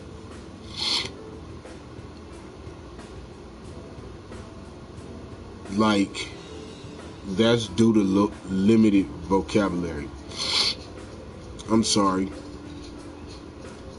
I'm not sorry. Due to the fact it's just like, if you listen to certain people, right, and if you really listen to all the songs and all the verses, the N words with the rhymes be the same. Yo, I'm hitting corner getting dough, and I don't give a fuck about a hoe, no, go. Then a lot of motherfuckers use nigga or boy or bitch to disguise the one word rhymes and to make it sound as if they're saying you know what I'm saying? Like, and they use just the same basic words. Am, ran, damn, stand, jam, fam, cam, ham, pam, oh, go, no, so, do, to. You know what I'm saying? Like, and that shit for me, it kills it, because basically I'm hearing the same thing over and over, no matter what your verse is, because all your in rhyme, and so like you can only say so much to keep going to, or it just be nerve-wracking to the ears sometimes.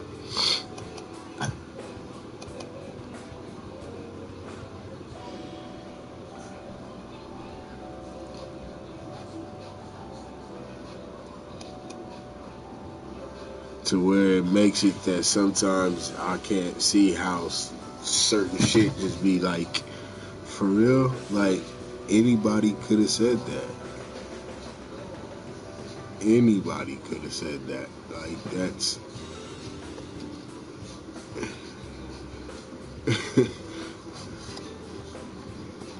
Excuse me.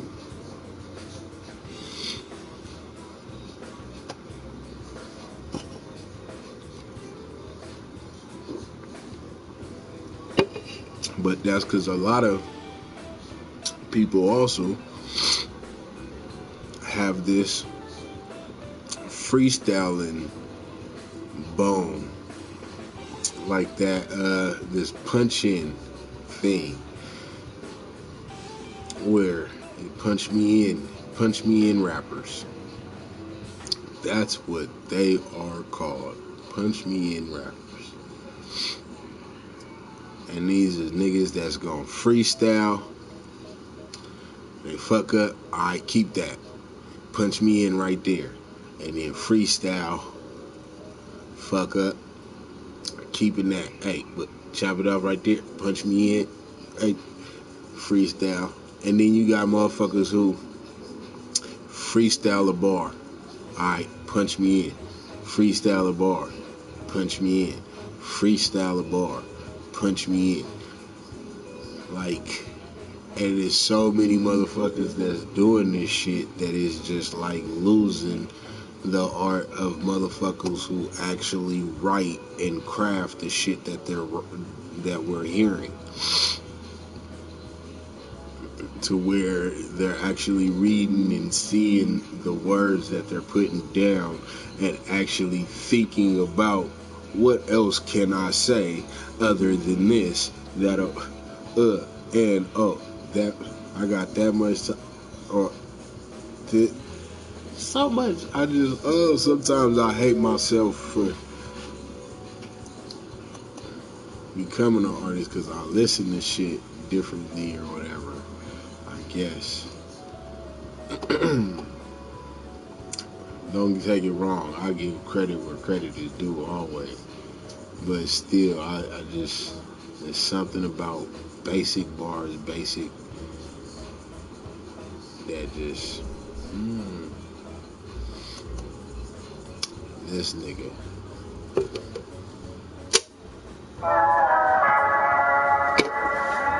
Send my condolences.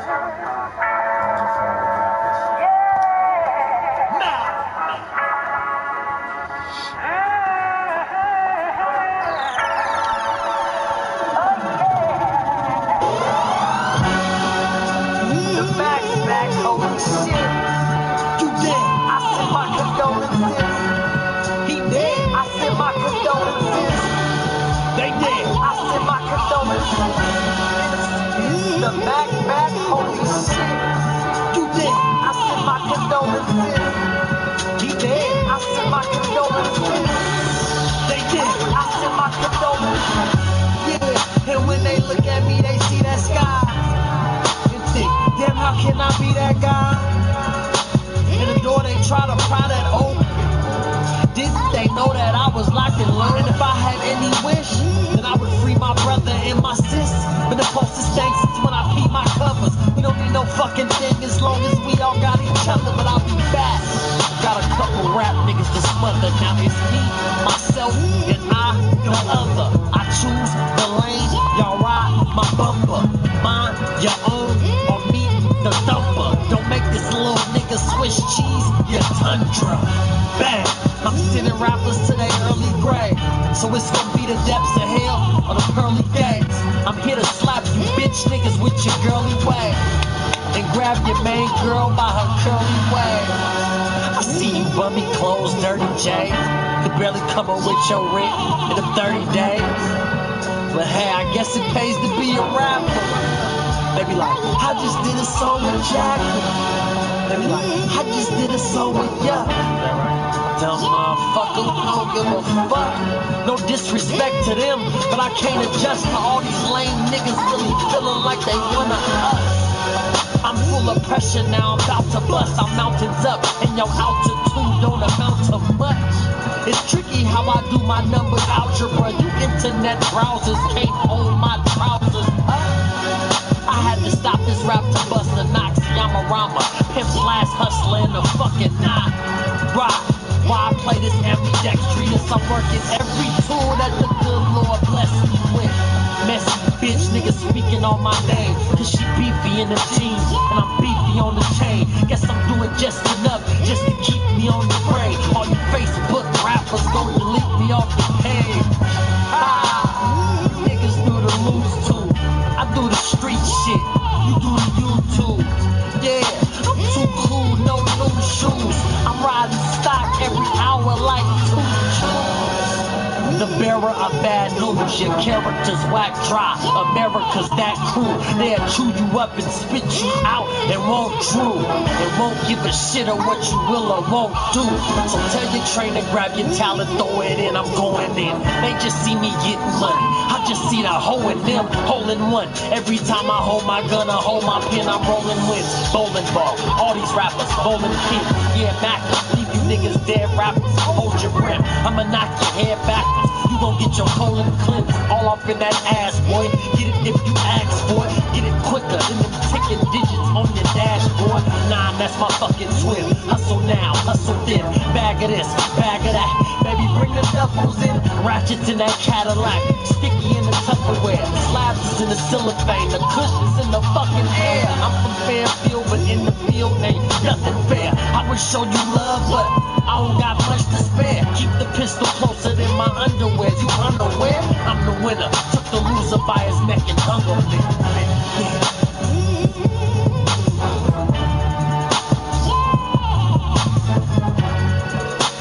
Bars. Bars.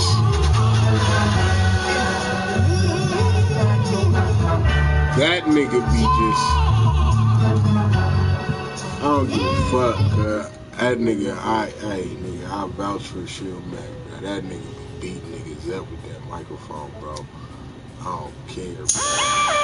Super shit. Indecent for Slugmaster. Turn my motherfucking beat up, man.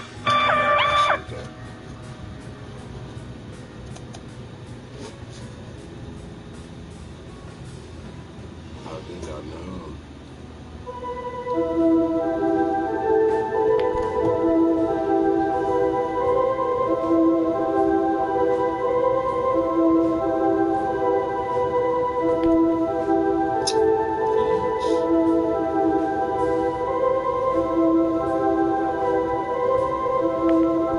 How did I know you really ain't a member?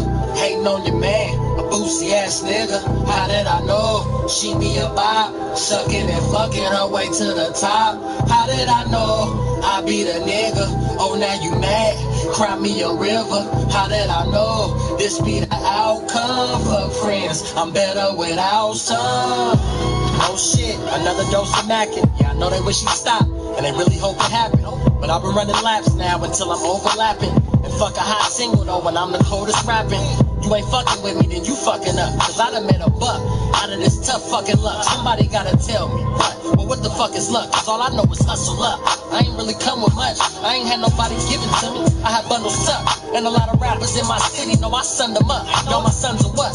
Fuck it, signing over my rights. True this black on black Mac. Do go with my Nikes. He got loaded off the cooks with a loaded device. He felt sorry for your mom when he sold her the ice. At times he really thought he died on the coldest of nights. Around the team he had to fight when they told him to fight. My kids ain't asked to be here, so I owe my life. And all my shine is for them. I'ma show them the light. And yeah, it's more than this rapping. It's more than this mic. I got a couple more packages to order tonight. Once I get it busted down to make sure that it's right. The streets loving how I'm plugging that affordable price. Niggas flocking me, watching me. Watch your own pocket, niggas quit watching me. Hey, how did I know you really ain't a member? Hating on your man, boosie ass nigga. How did I know she be a bop? Sucking and fucking her way to the top. How did I know I be the nigga? Oh, now you mad? Cry me a river. How did I know this be the outcome? Fuck friends, I'm better without some. I'm walking in my shit, it ain't your shoe size. The turn is too sharp, you just whip the wheel too wide. Birth you little niggas like it's new life. Baby in the blanket, tryna eat though, take it to the bank. All these deposits, if I go take it to the bank, I probably red flag, cause I be getting bread fast. If not, I be dressed up in jet black with big bags and riding to the whip crash, gun jerk and shit blast, quick fast. I give her good wood like a fireplace, and when I hit the streets again, she just tell me drive safe. I tell her like I always do, girl, you know I'm solid, even though I know my next 24 ain't crowded. I know, really ain't a member, hating on your man, boozy ass nigga. How did I know she be a vibe, sucking and fucking her way to the top? How did I know I be the nigga? Oh, now you mad, cry me a river. How did I know this be the outcome for friends? I'm better without some. Who's a whole ass nigga, boy?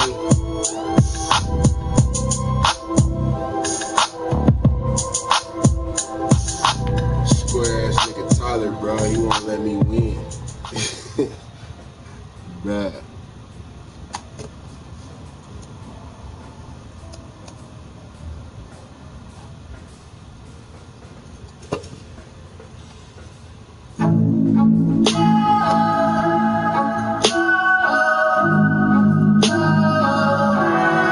Hey, you hoping I don't make it?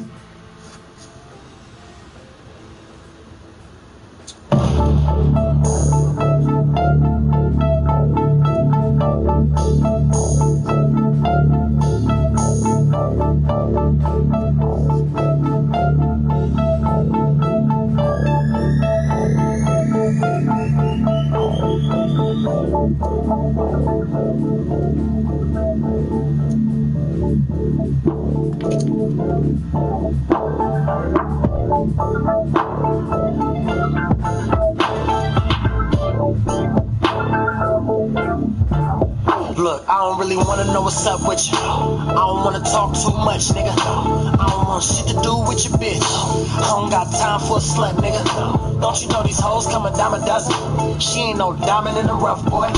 Got a little, but I'm tryna touch more. Stupid ass, why I'm in a rush for? Doesn't come to a sleeper but a dream, so I'm up more. Tryna have the whole region in the uproar. Sitting around stressing what the fuck for. It ain't about a buck, why you in a rough for? 2 shots to the face, guess I'm up for. Sucker ass niggas make my blood boil. It's hard to keep friends in this fake shit. That's why I'm to the face in the spaceship. I'm a line to the prey, nigga can't click. Water and oil, so no it can't mix. Cake mix, Betty Crocker in a great fix. Crock pot, stove tops going ape shit. Cast iron nigga add fire. No talking on the phone on the tap wire. Don't talk behind my back cause it backfire. Yeah, now I'm up the bat like Mac Wire. Everybody say whoa, no black ride. Can't find a feeling for the Mac job. Odd job with the Clive, nigga shoot quick. All my new shit wet so it do drip. Don't say shit to me when I'm too lit. All my bitches seeing money with a new flip. Bullshit, I ain't got shit to do with. Everything I say hurt cause the shoe fit. All the tree I break down like a glue stick. Nigga shield brain sharp as a toothpick. I'm a fool, I'm a fool, but I ain't shit to fool with. And the coke white like Cool Whip. Bright lights on the bubble like Cool Lit. You can bet your bottom dollar that the heat on. Yeah, nigga, but you know I'm on that cool shit. I know when I drink. I look cool when I sip. I'm a fool cause I know I look cool. They don't know what to do with a pimp. I look cool when I'm high. I look cool when I'm real. I look cool like a nigga on vacay. I can't cruise in the ship. Shit, I know I look cool. I know I look cool. I know I look cool. I know I look cool. Shit, I know I look cool. I know I look cool. I know I look cool. I know I look cool.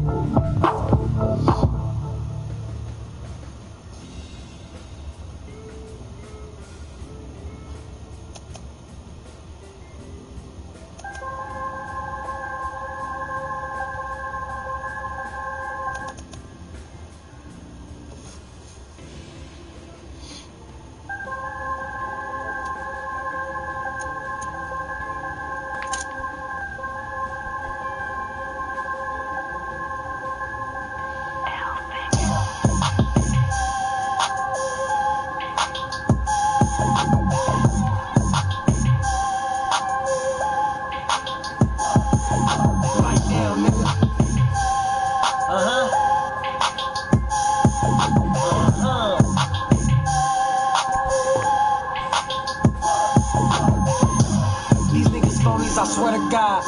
Never got their hands dirty, hollering mine. What's up with your man, homie? He need a job. He don't never say shit, but yes, and do the nine, do the speed. I'm slipping through with the blues. They was dropping packs off cause they knew we could move. But I told them back off, nigga, I don't need it. Me working under who? Stop it, I don't see it, knock it off. Pussy nigga, knock it off. If I feel a war coming, I'ma pop it off. Malcolm X in the window like it's a shopping mall. And when I see them suckers, I'ma cop it all. Yeah, run it up, book bag, couple hundred tuck.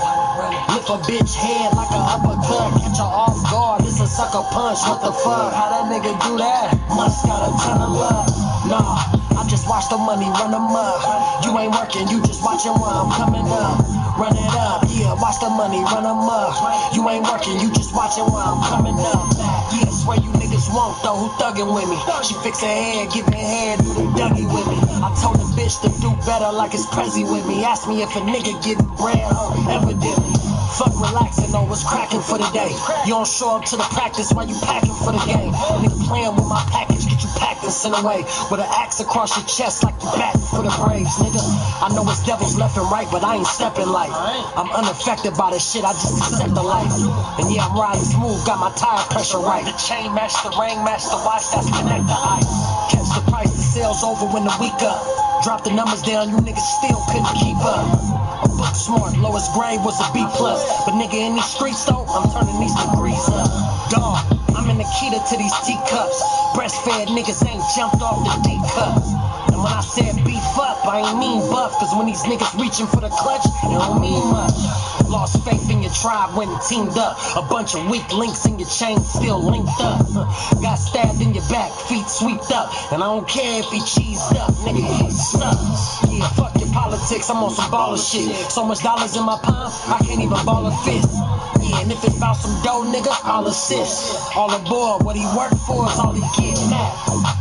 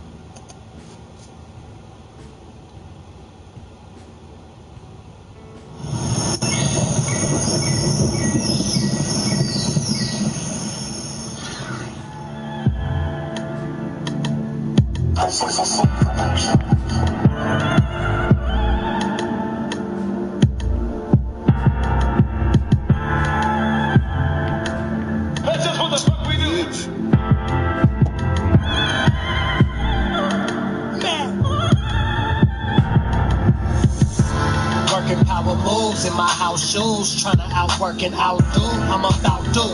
Times like this, I wonder what Pac could do.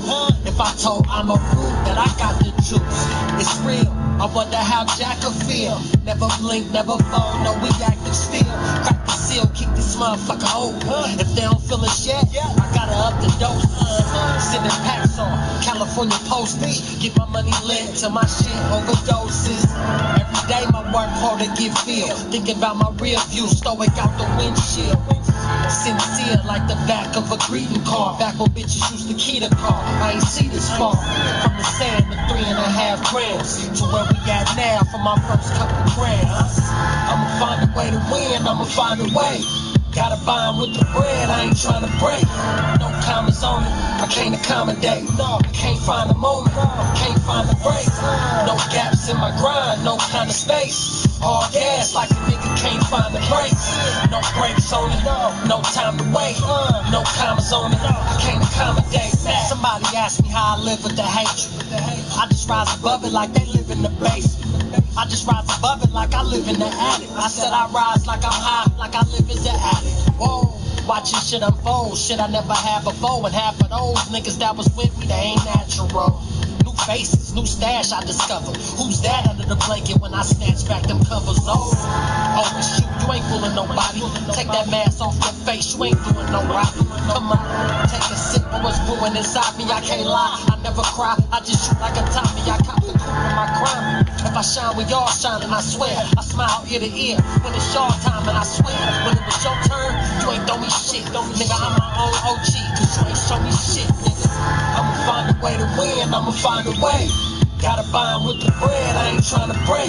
No comments on it, I can't accommodate. No, I can't find a moment, can't find a break.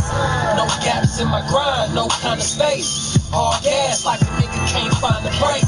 No brakes on it, no time to wait. No comments on it, I can't accommodate that.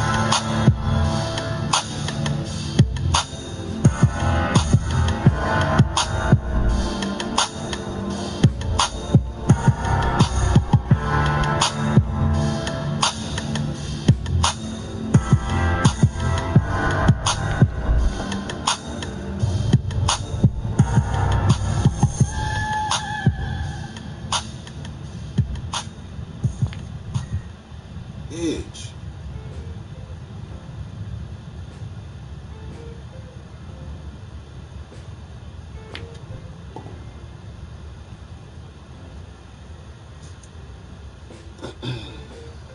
Looking for the best music for your videos? Then you should check out our list. Ladies and gentlemen, I give you freedom.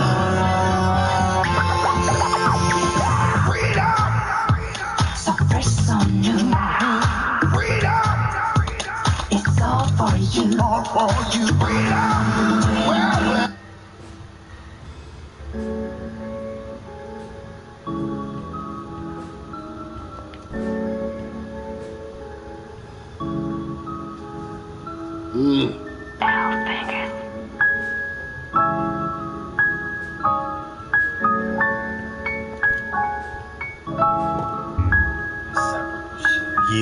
Yeah, no regrets for this shit. Even though I done bled for this shit. All this time I invest in this shit. I got 3 or 4 chains on my neck for this shit. Yeah, and I'm blessed with this shit. So I don't need no references, bitch. Stuck to it, inseparable shit. I got secrets I keep and I kept for this shit. Yeah. My name pronounced Mackin. 36 O's in the count.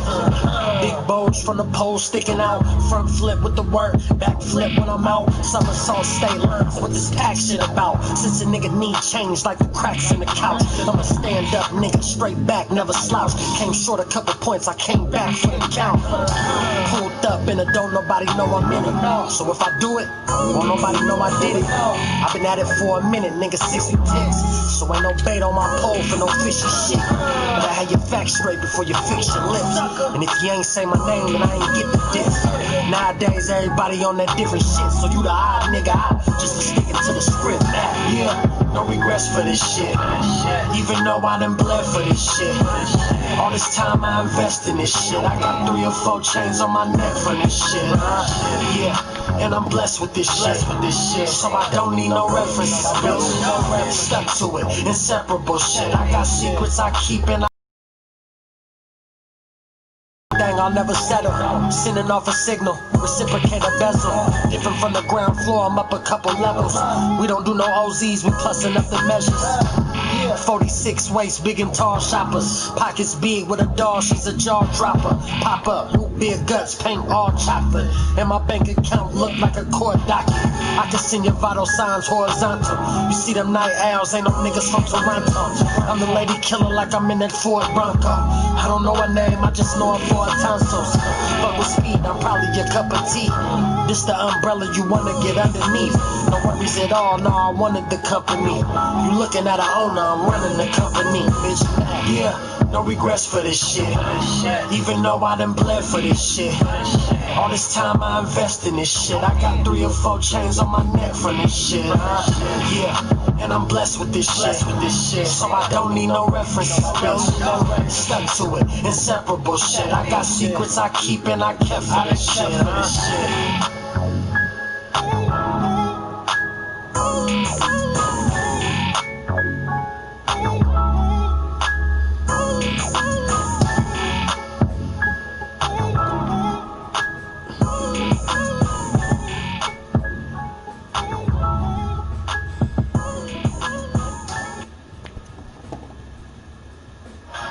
Searching for music for your next video? Then you need to check out Artlist. With amazing new music added daily and one simple license that covers everything. Artlist is the music licensing platform for all creators. Start now and find the perfect song. Artlist, made for creators. Beach. Come on, bro. Bruh. Bruh, knock that whole ass nigga in there, bro.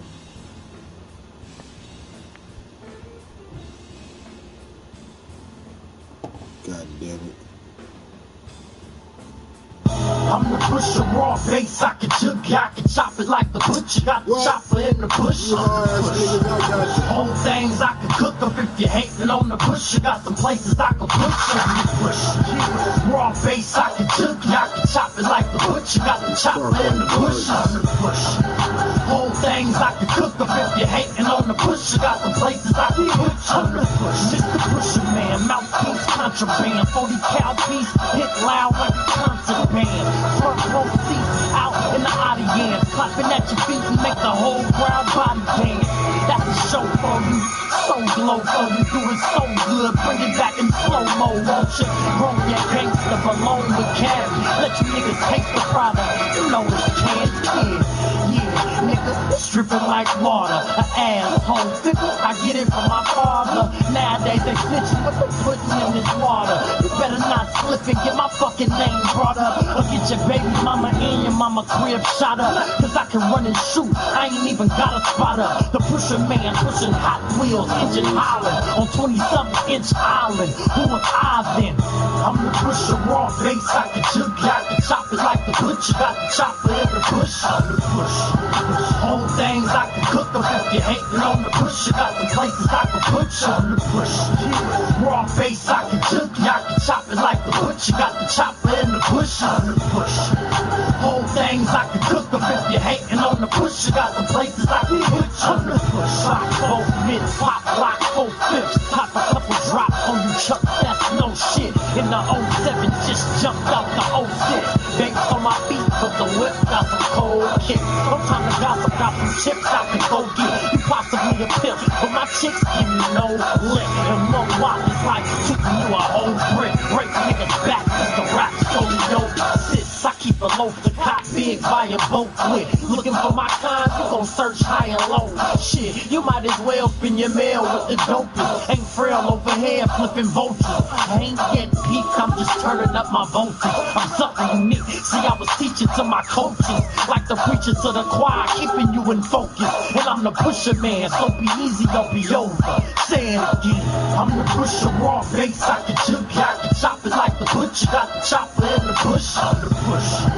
Whole things I can cook up if you're hating on the pusher. Got the places I can put you on the push. Raw bass, I can jug, I can chop it like the butcher. Got the chopper in the bush, I'm the push. Whole things I can cook up if you're hating on the pusher. Got the places I can put you on the push. Who else can shield Mac and Joey Shells? Throwing shells out the rack at these show and tails. Shot sharp and precise like bow and arrows. Rolling a chop for this train wreck blowing L's. Chipping Dale niggas down to their socks and drawers. For the wrist watch, the Reeboks, and the rocks and all. And I ain't fucking with them blocks when the cops involved. I network off the mode, the talking code. That nigga shit,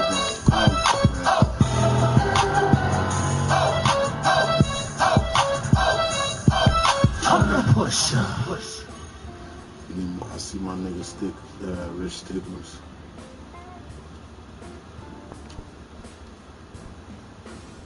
That ride sticker.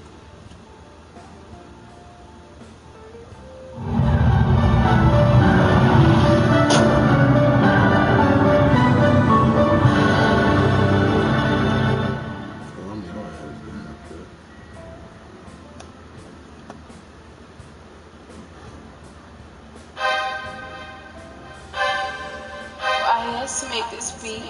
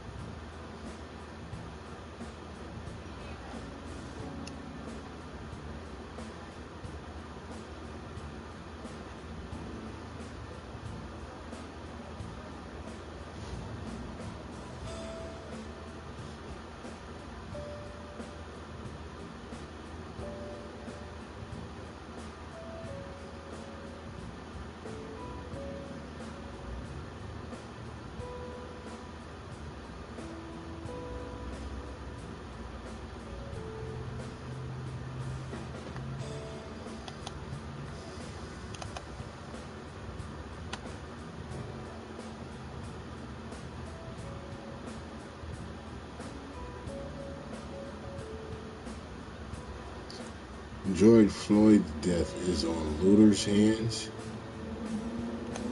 What? So this is a quick video to show you how the Beats library works. Once you start your free trial, you get full access to the Beats dashboard. Appreciate the share, folks. Here, the starting screen, you can see the newly added beats. Short beats by party, slow, boom bap, Afrobeat.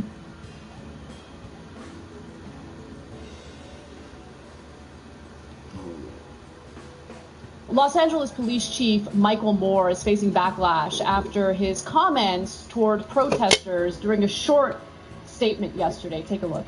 Last night, just under 700 arrests. And within those 700 arrests were 70 individuals who were either burglarizing or looting, victimizing businesses further. So what that tells me is that two things. We didn't have protests last night. We had criminal acts. We didn't have people mourning the death of this man, George Floyd. We had people capitalizing. His death is on their hands, as much as it is those officers. And that is a strong statement.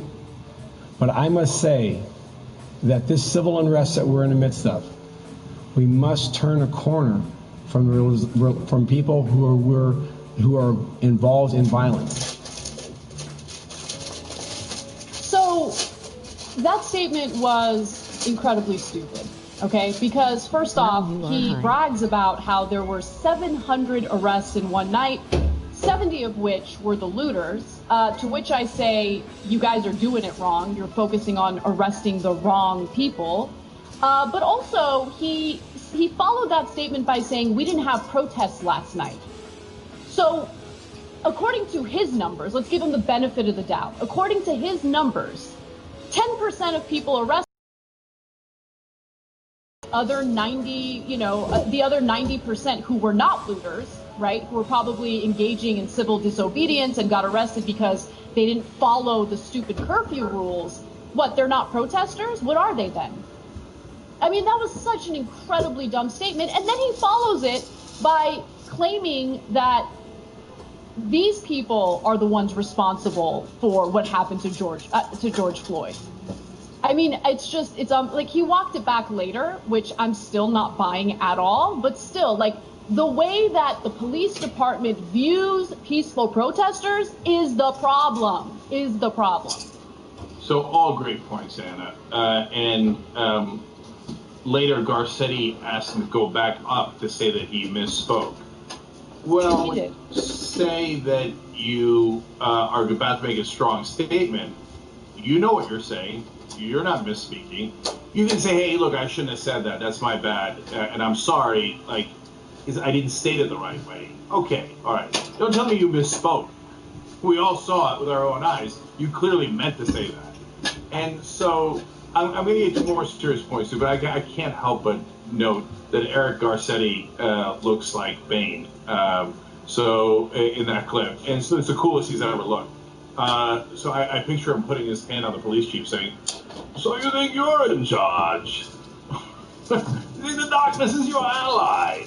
I was born." Okay. Anyway, hold on. I'm going to get to the serious points in a second, but one more.